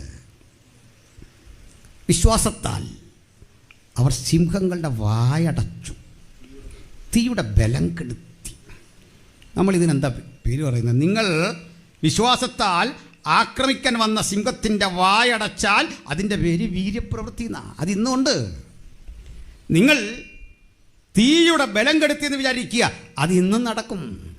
കൽപ്പിച്ചാൽ അതൊക്കെ സംഭവിക്കും. ഇതൊക്കെ വിശ്വസിക്കുന്നവർക്കുള്ളതാണ് ഈ പ്രമാണം. അത് വിശ്വസിക്കുന്നവരുടെ കൂട്ടമാ പെന്തക്കോസ്. അതിന്ന് സംഭവിക്കുമെന്ന് കരുതുന്നവരുടെ പ്രസ്ഥാനമായത്. ഇതൊക്കെ സഭയിൽ നിന്ന് അന്നം നിന്നിട്ട് ഒരു പ്രായോഗിക നിരീശ്വരത്വം അറിയാതെ എങ്ങനെയൊക്കെയോ വ്യാപരിച്ചിട്ട് തത്വങ്ങളിലൂടെ സഞ്ചരിക്കുന്ന ഒരനുഭവത്തിലേക്ക് നമ്മൾ മാറിപ്പോയി. നമുക്കൊന്ന് തിരിച്ചു വരണം. ആ കൃപാവരങ്ങളെ തിരിച്ചെടുക്കാതെ നമ്മൾ രക്ഷപ്പെടുന്ന പ്രശ്നമില്ല. സഭയിൽ പ്രവചനം യാഥാർത്ഥ്യമാകട്ടെ, വ്യാഖ്യാനപരം യാഥാർത്ഥ്യമാകട്ടെ. സഭയുടെ ഉള്ളിൽ കൃപാവരങ്ങളും ദൂതുകളും ദർശനങ്ങളും സ്വപ്നങ്ങളുമുള്ള യുവതി യുവാക്കന്മാർ വൃദ്ധന്മാർ എഴുന്നേൽക്കട്ടെ. അവരിലൂടെയാണ് ദൈവം മാറ്റത്തിൻ്റെ സൂചനകൾ നൽകാൻ പോകുന്നത്. അല്ലാതെ മാറ്റമുണ്ടാവില്ല. അത് തിരിച്ചെടുക്കണം. അത് തരാൻ കഴിയുന്നവൻ നമ്മുടെ അരികിലുണ്ട്. അത് കിട്ടാതെ പോകുന്നതുകൊണ്ടാ? അതിനൊറ്റ വഴി. ഞാൻ ഈ നാളുകളിൽ പല സ്ഥലങ്ങളിൽ പറഞ്ഞ ഒരു കാര്യം ഒന്ന് ആവർത്തിക്കാൻ ക്ഷമിക്കണം. ഇതൊക്കെ പ്രതീക്ഷയെങ്കിലും വന്നേ. എനിക്ക് ശക്തിപ്പെടണം, സന്തോഷം ഉണ്ടാകണം, നിത്യതയെക്കുറിച്ചുള്ള വചനം കേൾക്കണം, രൂപാന്തരപ്പെടണം. നിങ്ങളിത് പ്രതീക്ഷിച്ചാൽ വന്നേ. കൂടുതൽ കുറ്റവും നിങ്ങൾക്ക് പറയാനുണ്ട്. യോഗത്തിന് പോയി സന്തോഷം കിട്ടുന്നില്ല, പ്രസംഗിച്ച പാസ്റ്റർ പോരാ, ഉദ്ഘാടകം പോരാ, പാട്ടുപാടിയത് പോരാ, സഭയിൽ ചെന്നു ഞായറാഴ്ച, വ്യാഖ്യാനമില്ല. പണ്ടൊക്കെ ഞാനിത് കേട്ടിട്ടുണ്ട്. പ്രവചനമില്ല. പണ്ടൊക്കെ സഭയിൽ വരുന്ന ദൈവദാസന്മാർ കുറവുകൾ ചൂണ്ടിക്കാട്ടി പറയും. ഇന്ന് അതൊന്നുമില്ല, എനിക്ക് മടുപ്പായി. ഇതൊക്കെ ഒന്ന് തിരിച്ചു പിടിക്കാൻ നിങ്ങളിവിടെ വന്ന, കിട്ടാതെ വന്നപ്പോൾ നിങ്ങൾ കുറ്റം പറഞ്ഞ എന്നെ. എൻ്റെ പ്രശ്നം പറയട്ടെ, ഞാനിതൊക്കെ നിങ്ങൾ തരുമെന്നറിയാൻ ഇവിടെ വന്നത്. അപ്പോൾ എനിക്കിതൊന്നും ഉണ്ടാകാൻ എന്നെ കുറ്റം ലീഡ് ചെയ്ത പാസ്റ്ററുടെയാണ്. അദ്ദേഹം പറയും സെൻട്രൽ ഭാഷയ്ക്ക് ഇതില്ല. സെൻട്രൽ ഭാഷ പറയും ഓവർസീർക്കും കൗൺസിൽ ആർക്കും ഇല്ല. നമ്മളെല്ലാം ഒരുമിച്ച് പറയും ചർച്ചകൂടി ഇല്ല, IPCയിലുണ്ടോ, ഷാരോൾ അത് വിട്. ഇന്ന് വരെ ഞാൻ ചിന്തിച്ചോ എനിക്കെന്തുകൊണ്ട് ഇതില്ല? ഞാനേ പാസ്റ്ററിൽ തേടിയ പലതും എനിക്കില്ലെന്ന് എനിക്ക് തിരിച്ചറിയാൻ പറ്റില്ല. ഇതാര് തരുമെന്നോർത്താ യേശുവിൻ്റെ കൂടെ കൂടിയേ. എന്താ പ്രവചിക്കാൻ എനിക്ക് തടസ്സം? എന്താ രോഗശാന്തി കൊടുക്കാൻ എനിക്ക് തടസ്സം? എന്താ ക്രിയാത്മകമായ വിധത്തിൽ വീര്യപ്രവൃത്തി കൊടുക്കാൻ എൻ്റെ തടസ്സം ഞാൻ കണ്ടില്ല. അതിൻ്റെ പാപഭാരം നിങ്ങളിൽ തട്ടിയിട്ടിട്ട് ഞാൻ നൈസായിട്ട് ഒഴിഞ്ഞു മാറുന്നു. ശരിയാണോ? നമുക്ക് തിരിയണ്ടേ? ഇനി താമസിക്കില്ല ഒട്ടും. എനിക്കിതൊക്കെ പ്രാപിക്കണം. അതിൻ്റെ രണ്ടാം തലമുണ്ട്. എന്താണെന്നറിയണ്ടേ? സിംഹങ്ങളുടെ വായടച്ചു, വാളിൻ്റെ വായ്ത്തലയ്ക്ക് തെന്നി മാറി. സ്ത്രീകൾക്ക് വിശ്വാസത്താൽ തങ്ങളുടെ മരിച്ചവരെ തിരിച്ചു കിട്ടി. ഇതെല്ലാം വിടുതലാണ്. കൊള്ളാം. രണ്ടാമതൊരു ഭാഗം പറയുക, വേറെ ചിലർ നേരെ അങ്ങ് തിരിച്ചു വെച്ചിട്ട് പറയുക, അവർ പറഞ്ഞു ഞങ്ങൾക്കിതൊന്നും വേണ്ട. എന്താ വേണ്ടാത്തതിൻ്റെ കരുതിയോ? ഏറെ നല്ല ഒരു ഉയർപ്പ് കിട്ടുമെന്ന് കരുതി ഉദ്ധാരണം കൊള്ളാതെ ഭേദ്യമേറ്റു. ചമ്മട്ടി ചങ്ങലയൊക്കെ സഹിച്ചു. മലപ്പാറകളിൽ ഉഴഞ്ഞു നടന്നു, വലഞ്ഞു നടന്നു. ലോകം അവർക്ക് യോഗ്യമായിരുന്നില്ല. സ്വയം ത്യജിച്ചു. ഒരിടത്ത് വീര്യപ്രവൃത്തി, മറുവശത്ത് ത്യജിക്കൽ. ഇത് രണ്ടും അങ്ങോട്ട് രൂപപ്പെട്ടപ്പോൾ അവിടെയാണ് ഉണർവ് രൂപപ്പെട്ടതെങ്കിൽ സഭയ്ക്കുള്ളിൽ രണ്ടു തരം മെമ്പർഷിപ്പുകൾ രൂപപ്പെടണം. തമ്പുരാനെ, നിന്റെ വീര്യപ്രവൃത്തികൾ, നിന്റെ കൃപാവരങ്ങൾ ജ്വലിപ്പിക്കുന്ന ചിലരെ, മറുവശത്ത് ക്രിസ്തു നിമിത്തം സഹനം സഹിക്കേണ്ടി വരുന്ന, ക്രിസ്തു നിമിത്തം പീഡ സഹിക്കേണ്ടി വരുന്ന ഒരു ജനമുണ്ടായാൽ അവർക്ക് വേണ്ടി പ്രാർത്ഥിക്കാൻ ഒരുമ്പെടുന്ന ഒരു ജനത. അങ്ങനെ ആത്മാവിൻ്റെ ഐക്യദാർഢ്യത്തോടെ സഹനത്തിനും പീഡകൾക്കും വില കൽപ്പിക്കുന്ന ഒരു ജനത ഉണരുമോ? പലവട്ടം പട്ടിണി, ഉറക്കിളപ്പ്, ആപത്ത്, വാള്, ഇതൊക്കെ സഹിക്കാൻ സന്നദ്ധതയുള്ളവരെ ഈ രാത്രി പരിശുദ്ധാത്മാവ് തിരയുന്നു. അവരുടെ പ്രാർത്ഥനയില ദൈവം വലിയ പ്രവൃത്തികൾ ചെയ്യാൻ പോകുന്നത്. അല്ലാതെ ഞാനും നിങ്ങളും ഇന്ന് ചിന്തിച്ചതുപോലെ ഒറ്റ രാത്രി കൊണ്ട് കോടീശ്വരന്മാരാക്കുമെന്നും സകലവിധ പ്രശ്നങ്ങളും മാറി മറ്റുള്ളവരെ തോൽപ്പിച്ചുകൊണ്ട് നമ്മൾ മുൻനിരയിലേക്ക് എത്തുമെന്നൊക്കെ ഉള്ള ഭൗതിക ബോധത്തിൻ്റെ സുവിശേഷ വ്യാഖ്യാനങ്ങളെ വിട്ടിട്ട് പറയാ, ഞാൻ എൻ്റെ ക്രൂശ് എടുത്ത് എന്നെ തന്നെ ത്യജിച്ച് നിന്നെ ഒന്ന് അനുഗമിക്കാൻ ആഗ്രഹിക്കുന്നു. ക്രൂശ് എടുക്കാൻ മനസ്സുള്ളവരുതാണ് ഇനിയുള്ള കാലഘട്ടത്തിൻ്റെ ക്രിസ്തീയ ജീവിതം. അഭിമാന പുരസരം എനിക്കെന്നെ ഏൽപ്പിച്ച ക്രൂശ് എടുക്കണം. ഇതുവരെ എനിക്കതിൽ വിശ്വസ്ത പുലർത്താൻ കഴിഞ്ഞില്ല. ഒരു പുത്തൻ അനുഭവത്തോടെ പ്രവചനാത്മാവ് എന്നിൽ വ്യാപരിക്കണം, സുവിശേഷത്തിൻ്റെ ആത്മാവ് എന്നിൽ വ്യാപരിക്കണം. ആ പുതിയ നിയോഗത്തിന് ആര് സ്വയം സമർപ്പിക്കും? ദൈവത്തിന് ആവശ്യമുണ്ട് ചിലരെ പ്രസംഗിച്ചെരിഞ്ഞടങ്ങാൻ. ഞാൻ ഈ വാനിയുടെ ചരിത്രം വായിച്ചോലെ മോഡിയുടെ ചരിത്രം വായിച്ചിട്ടുണ്ട്, വില്യം ഖേരിയുടെ ചരിത്രം വായിച്ചിട്ടുണ്ട്, പണ്ഡിത രമാബായിയുടെ വായിച്ചിട്ടുണ്ട്, സെൻ്റ് അഗസ്റ്റിൻ്റെ വായിച്ചിട്ടുണ്ട്. ഇതൊക്കെ വായിച്ചു എന്ന് പറയാനല്ല, അത് വായിക്കുമ്പോഴൊക്കെ ഒരു കുറ്റബോധം. എനിക്ക് ഇന്ത്യയിൽ നിന്നൊരാളെ കിട്ടുന്നില്ല, കേരളത്തിൽ നിന്നൊരാളെ കിട്ടുന്നില്ല. കുറ്റമല്ല, എനിക്കങ്ങനൊന്നും ആകാൻ പറ്റുന്നില്ല. ഇന്ന് രാത്രി നമുക്ക് ഇവിടുന്ന് ഉണ്ടാകണം ഒരു സാമുവൽ മൊറീസ്, ഒരു വാനിയ. ത്യാഗസന്നദ്ധരായി എനിക്ക് യേശുവിന് വേണ്ടി നിൽക്കണം. എനിക്കെന്ത് കിട്ടും പ്രതിഫലം എന്നതിനപ്പുറത്ത്, ഒരു സ്ഥലം മാറ്റം വഴി എനിക്കെന്ത് പ്രമോഷൻ കിട്ടുമെന്നതിനപ്പുറത്ത്, ഒരു വേദിയിൽ നിന്ന് അടുത്ത വേദിയിലേക്ക് പോകുമ്പോൾ ഞാനെങ്ങനെ പരിഗണിക്കപ്പെട്ടു എന്ന ചിന്തകൾക്കപ്പുറത്ത്, എൻ്റെ ഭൗതികമായ ആകാംക്ഷകൾക്കപ്പുറത്ത് നാളുടെ ചരിത്രം. എന്നെയും നിങ്ങളെയും ഓർക്കേണ്ടത് സുവിശേഷത്തിന് വേണ്ടി പൊരുതി നിന്ന, അതിനുവേണ്ടി പ്രാണൻ കളയേണ്ടി വന്ന, അതിനുവേണ്ടി നിലകൊണ്ട ഒരുവനായി എൻ്റെ കുടുംബത്തിൽ നിന്ന് ഒരാൾ ആർക്ക് പ്രാർത്ഥിക്കാം? ധനനായ പത്രോസുണ്ട്. ഞാൻ പറഞ്ഞല്ലോ, പത്രോസ്ലീഹ ഏറ്റവും ഒടുവിൽ മരിക്കുന്ന യോഹന്നാൻ്റെ തൊട്ടു മുമ്പാണ് അദ്ദേഹത്തിൻ്റെ മരണം. പത്രോസ്ലീഹ യെരൂശലേമിലേക്ക് വന്നു. നന്നേ പ്രായാധിക്യം കൊണ്ട് വീർപ്പുമുട്ടുമ്പോൾ അദ്ദേഹത്തിനൊരു ഒരു പ്രവചന ദൂത് കേട്ടു. നീ യേശുവിന് വേണ്ടി റോമിലെത്തണം. ജ്വലിച്ചു നിൽക്കുന്ന അനുഭവത്തിൽ സുവിശേഷം പ്രസംഗിക്കണം. ആ പ്രസംഗത്തിൻ്റെ റിസൾട്ട് തുടക്കം പോലെയല്ല.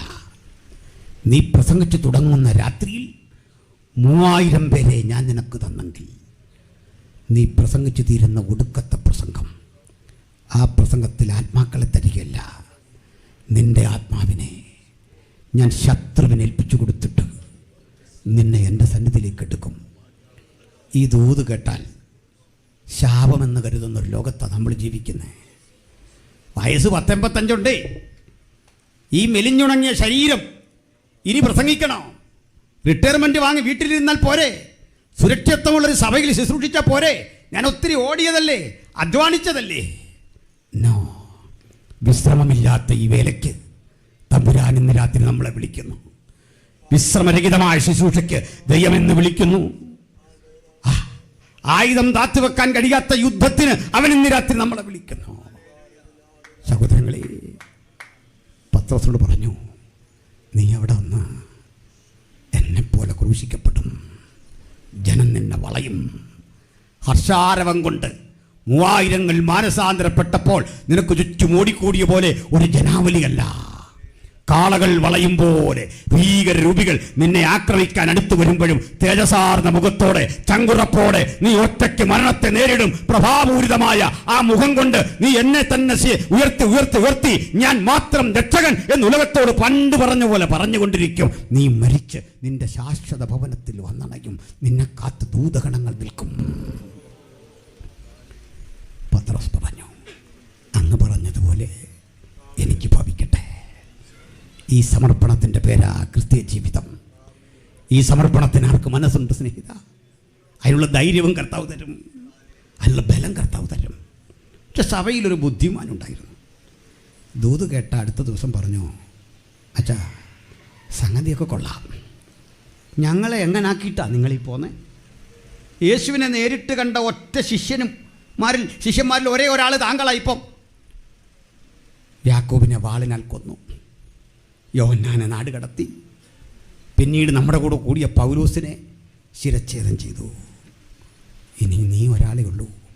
നീ ഇപ്പോൾ ഇട്ടിട്ട് പോയാൽ ഈ പ്രസ്ഥാനം തകരും, ഡിസോർഡറാകും. പോകാൻ വരട്ടെ, അല്പനാൾ കഴിഞ്ഞ്, അത്രയും നാളിവിടെ നീ പ്രാർത്ഥിക്കുക. അന്ന് രാത്രി പത്രോസ് പ്രാർത്ഥിക്കാനിരിക്കുമ്പോൾ ഒരു ദർശനം, തൻ്റെ കൺമുമ്പിലൂടെ ഒരു രൂപം അവ്യക്തമായി അടുത്തു വരുന്നു.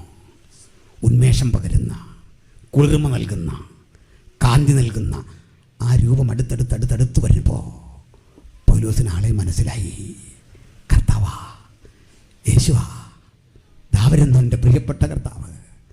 നാഥാ, നിന്നെ ഞാൻ കാണുന്നു, നിന്നെ ഞാൻ അറിയുന്നു. പണ്ട് ഞങ്ങളെ വിട്ടുപോയ ആ ദിവസം ഓർക്കുന്നു. പത്രോസ് സൂക്ഷിച്ചു നോക്കിയപ്പോൾ ആ തോളിലൊരു കുരിശുണ്ട്. അതും വലിച്ചുകൊണ്ടാണ് വരുന്നേ.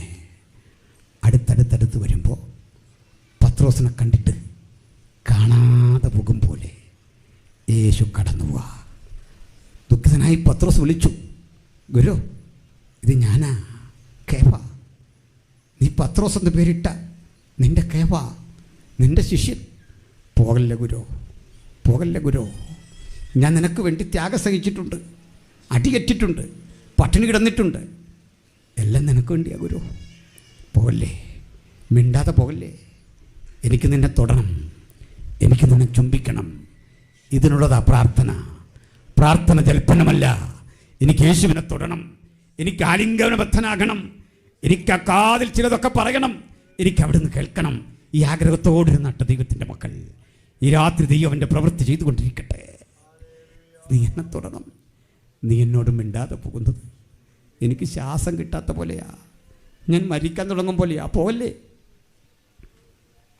പത്രോസ്, എനിക്ക് മനസ്സിലായി നീയാണെന്ന്. സമയമില്ല പത്രോസ്, എനിക്ക് പോയേ പറ്റൂ. ധൃതിയുണ്ട് പത്രോസ്. എന്ത് ധൃതി? ഞാൻ വിചാരിച്ചു നീ എനിക്ക് വേണ്ടി റോമിൽ ചെന്ന് പ്രസംഗിച്ചു മരിക്കും. നീ പോകുന്നില്ല എന്നറിഞ്ഞപ്പോൾ നിനക്ക് പകരമായി ഞാൻ ഒരിക്കൽ കൂടി ക്രൂശിക്കപ്പെടാൻ പോകുക. ദുർദർശനമാണ്. പത്രോസ് ഞെട്ടിക്കൊണ്ടിരുന്നു. അലമുറ കൂട്ടി കരഞ്ഞുകൊണ്ട് പറഞ്ഞു, ഗുരു, പണ്ടെനിക്ക് തെറ്റുപറ്റിയിട്ടുണ്ട്, ഞാൻ തോറ്റുപോയിട്ടുണ്ട്, 3 ആവർത്തി തള്ളിപ്പറഞ്ഞിട്ടുണ്ട്. ഇനി ഒരിക്കലും അത് സംഭവിക്കാതെ പത്രോസ് എന്ന മനുഷ്യൻ ഇതാ നിനക്കൊപ്പം, നീ പറയുന്നിടത്ത് നിനക്ക് വേണ്ടി പ്രസംഗിച്ച് എരിഞ്ഞടങ്ങും. എത്ര പേർക്ക് ഇന്ന് രാത്രി ആഗ്രഹമുണ്ട്, പ്രാണൻ പൊലിയും മുമ്പ് എനിക്ക് യേശുവിന് വേണ്ടി പ്രസംഗിക്കണം, ആത്മാർത്ഥമായി പ്രസംഗിക്കണം, പാപി മാനസാന്തരപ്പെടുന്ന ഉജ്ജ്വലമായ കാഴ്ച കാണണം, ശ്വാസം മുട്ടി മരിക്കേണ്ടി വന്നാലും, പീഡന പർവ്വങ്ങളിൽ കൂടി കടത്തിവിട്ടാലും, ചോര ചൊരിയേണ്ടി വന്നാലും നസ്രായന് വേണ്ടി എനിക്ക് ജീവിച്ചെരിഞ്ഞടങ്ങണം. ആർക്കാഗ്രഹമുണ്ട്? ആർക്കാഗ്രഹമുണ്ട്? അങ്ങനെ പത്രോസ് വിട്ടുപിരിഞ്ഞ് ക്രിസ്തുവിനോട് കൂടെ ക്രൂശിക്കപ്പെടാൻ ഒരുമ്പെടുക. ക്രൂശിക്കപ്പെടാൻ കൊണ്ടുവരുന്ന പടയാളികൾ അവസാനം ഒരു ചോദ്യം ചോദിച്ചു, നിന്റെ അവസാന ആഗ്രഹം പറയൂ, സാധിച്ചരാ. അത് വൈൻ കുടിക്കണോ? നിനക്ക് വിലപിടിപ്പുള്ള മാംസം കഴിക്കണോ? അത് ഞങ്ങൾ ചെയ്തു തരാം. ആഗ്രഹം പറഞ്ഞു. ഒരാഗ്രഹം, ഒറ്റ ആഗ്രഹം. എന്താണ് ആഗ്രഹം? എന്നെ നിങ്ങൾ ക്രൂശിക്കുമ്പോൾ റോമിലൊരുക്കുന്ന ആ ക്രൂശിൽ യേശുവിനെ ഇട്ടതുപോലെ നേരെ ഇടരുത്. എനിക്ക് ആ മഹത്വം വേണ്ട. ലോകമെന്നെ വാഴ്ത്തിപ്പാടിക്കൊണ്ട് പറയും, യേശുവിൻ്റെ അരുമശിഷ്യൻ യേശുവിനെ പോലെ ക്രൂശിക്കപ്പെട്ടു. എനിക്ക് യേശുവിനെ പോലെ ക്രൂശിക്കപ്പെടേണ്ട. ലോകം പറയട്ടെ, യേശുവിൻ്റെ അരുമശിഷ്യൻ യേശുവിൻ്റെ പാദം ചുംബിച്ച് ക്രൂശിക്കപ്പെട്ടു എന്ന് പറയാൻ നിങ്ങളെന്നെ തലകീഴായി ക്രൂശിക്കണം. എൻ്റെ തലയും കൂടി കഴുകാൻ പണ്ട് പറഞ്ഞ ദ്രുതഗതിയില്ലേ? ജീവിതത്തിൻ്റെ ഓരോ ഘട്ടങ്ങളിൽ അവൻ കാട്ടുന്ന ദ്രുതഗതിയുടെ അബദ്ധമില്ലേ? ആ അബദ്ധം പോലെ പലതും പറഞ്ഞവൻ ഒടുവിൽ പറഞ്ഞ വാക്കിലും ആ ദ്രുതഗതി പ്രകടമാണ്. പക്ഷെ അത് ഗുണപരമായൊരു സമർപ്പണമാണ്. ഹല്ലേലൂയ. മരിക്കുമ്പോൾ മക്കളെ ചൊല്ലിയുള്ള ആശങ്കയല്ല, ഭൂസ്വത്ത് നഷ്ടപ്പെട്ടതിനെക്കുറിച്ചുള്ള വിലാപമല്ല, പലതും പിടിച്ചെടുക്കാൻ പറ്റിയില്ല എന്നുള്ള ചിന്തയല്ല, ദാഹജലം ചോദിച്ചു പോലും മരിക്കേണ്ട, എനിക്ക് യേശുവിനായി മരിക്കണം, യേശുവിനായി ജീവിക്കണം. ആർക്കാഗ്രഹമുണ്ട്? കണ്ണുകളടച്ചട്ടെ, ഹൃദയം ഏകാഗ്രമാക്കട്ടെ. എനിക്ക് യേശുവിനായി ജീവിക്കണം. രക്ഷിക്കപ്പെട്ടവരെ, സ്നാനമറ്റവരെ, ലാഭമൊക്കെ നമുക്ക് വിടാം. നേടിയെടുക്കാൻ ചിലതൊക്കെ ഉണ്ടെന്ന് പിശാച് പറയും. നമുക്ക് പറയില്ല. ആത്മാക്കളെയാ നേടിയെടുക്കാനുള്ള, സ്നാനമാണ് നടത്താനുള്ള. അഭിഷേകത്തിൻ്റെ ശുശ്രൂഷയിലൂടെ ആളുകളെ കൊണ്ടുവരാനുള്ളത് ബാങ്ക് ബാലൻസ് വർദ്ധിപ്പിക്കാനല്ല. വേണ്ടതൊക്കെ ദൈവം തരും. അത് മറുവശം. എനിക്ക് യേശുവിനായിരിക്കണം. എൻ്റെ പേരും പെരുമയും വേണ്ട, ഫ്ലെക്സിൽ പേരടിച്ച് വിടണ്ട, സ്ഥാനമാനങ്ങൾ വേണ്ട, നോട്ടീസിൽ പേര് വരണ്ട, ചിത്രം വെക്കണ്ട. അതൊക്കെ വെക്കുന്നവർ വെച്ചുകൊള്ളട്ടെ. ഇതൊന്നും ഞാൻ ആസ്വദിക്കുന്നില്ല. എനിക്കെൻ്റെ യേശുവിന് വേണ്ടി നിസ്വാർത്ഥമായി യേശുവിന് വേണ്ടി ആഗ്രഹം ആർക്കുള്ളേ? സമർപ്പണം ആർക്കുള്ളേ? ഈ വിലപിടിപ്പുള്ള നിമിഷം ആ സമർപ്പണമുള്ളവർ കരമുയർത്തിയാട്ടെ. ആ സമർപ്പണമുള്ള പ്രായമുള്ള ചിലരെ കാണുന്നു. വയോവൃദ്ധന്മാരായ ദൈവവൃദ്ധന്മാർ കരമുയർത്തുന്നു. ചെറുപ്പക്കാർ കരമുയർത്തുന്നു. On behalf of cross, we are willing to die. On behalf of cross, we are willing to live. ജീവിക്കാനും മരിക്കാനും ഈ ക്രൂശുമുയർത്തി നിനക്കൊപ്പം അവസാന ശ്വാസം വരെ എനിക്ക് പാടി മരിക്കണം, പ്രസംഗിച്ചു മരിക്കണം, പ്രതിഫലിച്ച കൂടാതെ പ്രവർത്തിക്കണം. നാണയത്തൊട്ടുകളുടെ മുമ്പിൽ, ഭൗതിക വാഗ്ദാനങ്ങളുടെ മുമ്പിൽ കീഴടങ്ങാൻ ആഗ്രഹമില്ല. Only on behalf of cross. ക്രൂശിനു വേണ്ടി ആർക്കാഗ്രഹമുണ്ട്? ആത്മാർത്ഥമായി സമർപ്പിക്കാം. കരങ്ങളെ താഴ്ത്തിയിട. ഞാനൊരു വാക്കിൽ പ്രാർത്ഥിക്കുക. ദൈവദാസന്മാർ തുടർന്നുള്ള ശുശ്രൂഷകൾ ചെയ്യും. ഒന്ന് പ്രാർത്ഥിക്കണേ. വെറുതെ പ്രാർത്ഥിച്ചു പോകല്ല. പലയിടത്തും പോയി കൈ ഇങ്ങനെ ഉയർത്താനല്ല. ഇന്ന് തന്നെ ഒരു തീരുമാനം, ഇന്ന് തന്നെ ഒരു സമർപ്പണം, യേശുവിനായി നിൽക്കാൻ. കലാലയങ്ങളിൽ പഠിക്കാൻ ആളില്ല പ്രിയപ്പെട്ടവരെ. 10 വർഷത്തിനുള്ളിൽ നിങ്ങൾക്കൊരു പാസ്റ്ററെ കിട്ടാൻ വിഷമിക്കും. 10 വർഷത്തിനുള്ളിൽ സുവിശേഷ വേലക്കാരെ കിട്ടാൻ ഞാനും നിങ്ങളും പാടുപെടുന്നൊരു കാലമുണ്ട്. ആ കാലം വരും മുമ്പ് എനിക്ക് ശോഭിക്കണം. യേശുവിന് വേണ്ടി കൃപാവരങ്ങളാൽ എനിക്ക് ജനത്തെ ആകർഷിക്കണം. ജനമിനെ വിടുവിക്കാൻ പോകുന്നത് ആ നിലയിലാണ്. അല്ലാത്തുള്ള എല്ലാ പ്രവർത്തനങ്ങളും റദ്ദ് ചെയ്യപ്പെടുന്ന ഒരു വ്യവസ്ഥിതി ലോകത്ത് വന്നു കഴിഞ്ഞിരിക്കുക. രാജ്യം മാറിത്തുടങ്ങിയിരിക്കുക. ഇന്ത്യ കാത്തിരിക്കുന്ന ഉണർവിൻ്റെ അരയൊലികൾക്ക് ഈ രാത്രി ഈ പന്തൽ സാക്ഷ്യം വഹിക്കട്ടെ. കൃത്രിമമായ ശബ്ദമാന്ത്രികത്വം കൊണ്ടുള്ള ഒരു ഉണർവല്ല ഞാൻ ഉദ്ദേശിക്കുന്നത്. ഹൃദയാന്തർഭാഗത്ത് അവിടെയാണ് ക്രിസ്ത്യ ജീവിതത്തിൻ്റെ ശക്തി, അവിടെയാണ് ക്രിസ്ത്യ ജീവിതത്തിൻ്റെ സാക്ഷ്യം. പ്രാർത്ഥനയോടെ നിൽക്കുക. ഞാനൊരു വാക്കിൽ പ്രാർത്ഥിക്കുന്നു. അബ്ബാ പിതാവേ, ഞങ്ങളങ്ങ് ഉയർത്തുന്നു. ഞങ്ങൾ കേട്ട വചനം പോലെ ഒടുക്കത്തെ ശത്രുവായി മരണം നീങ്ങിപ്പോകുമ്പോൾ ഭക്തന് നീ വിധിച്ച അന്ത്യനിമിഷങ്ങൾ സുഖകരമെന്നെണ്ണിക്കൊണ്ട് വിട്ടുപിരിഞ്ഞ് നിനക്കൊപ്പം നിൽക്കാൻ നീ നൽകുന്ന ആഹ്വാനങ്ങളെ നിരസിക്കാൻ ഇടവരാതെ നിന്നോട് ചേർന്ന് ജഗത്തിൻ ജീവിതം നയിപ്പാൻ ഞങ്ങളെ സഹായിക്കണം. നശിച്ചു പോകുന്ന വസ്ത്രം, ദ്രവിച്ചു പോകുന്ന നാണയത്തുട്ടുകൾ, ലോകത്തിലെ നിർവികാരമായ ഒട്ടേറെ വാഗ്ദത്തങ്ങൾ കണ്ട് തലകുനിക്കാൻ ഇടവരാതെ നിന്റെ വചനത്തിൻ്റെ ശുദ്ധീകരണ ശക്തി ഈ വചനം കേട്ടവരുടെ മേൽ ആവസിക്കട്ടെ. കേട്ട വചനത്തിൻ്റെ ചൈതന്യം നാളത്തെ സഭായോഗത്തിൽ വ്യാപരിക്കട്ടെ. നാളത്തെ പകൽ വിടുതലായി തീരട്ടെ. ഈ വചനം ഒരു തീപ്പൊരിയായി ഹൃദയാന്തർഭാഗത്ത് കിടക്കട്ടെ. ആഞ്ഞടിക്കുന്ന കാറ്റിൽ അത് ആളിയാളി പടരുവാൻ എൻ്റെ ദൈവം കൃപ ചെയ്യുവാൻ നസ്രയനായ യേശുവിൻ നാമത്തിൽ വചനം കേട്ടവരെ അനുഗ്രഹിച്ച് പ്രാർത്ഥിക്കുന്നു. പ്രാർത്ഥന ഇട്ടതിനായി സ്തോത്രം. യേശു ക്രിസ്തുവിൻ വലിയ നാമത്തിൽ.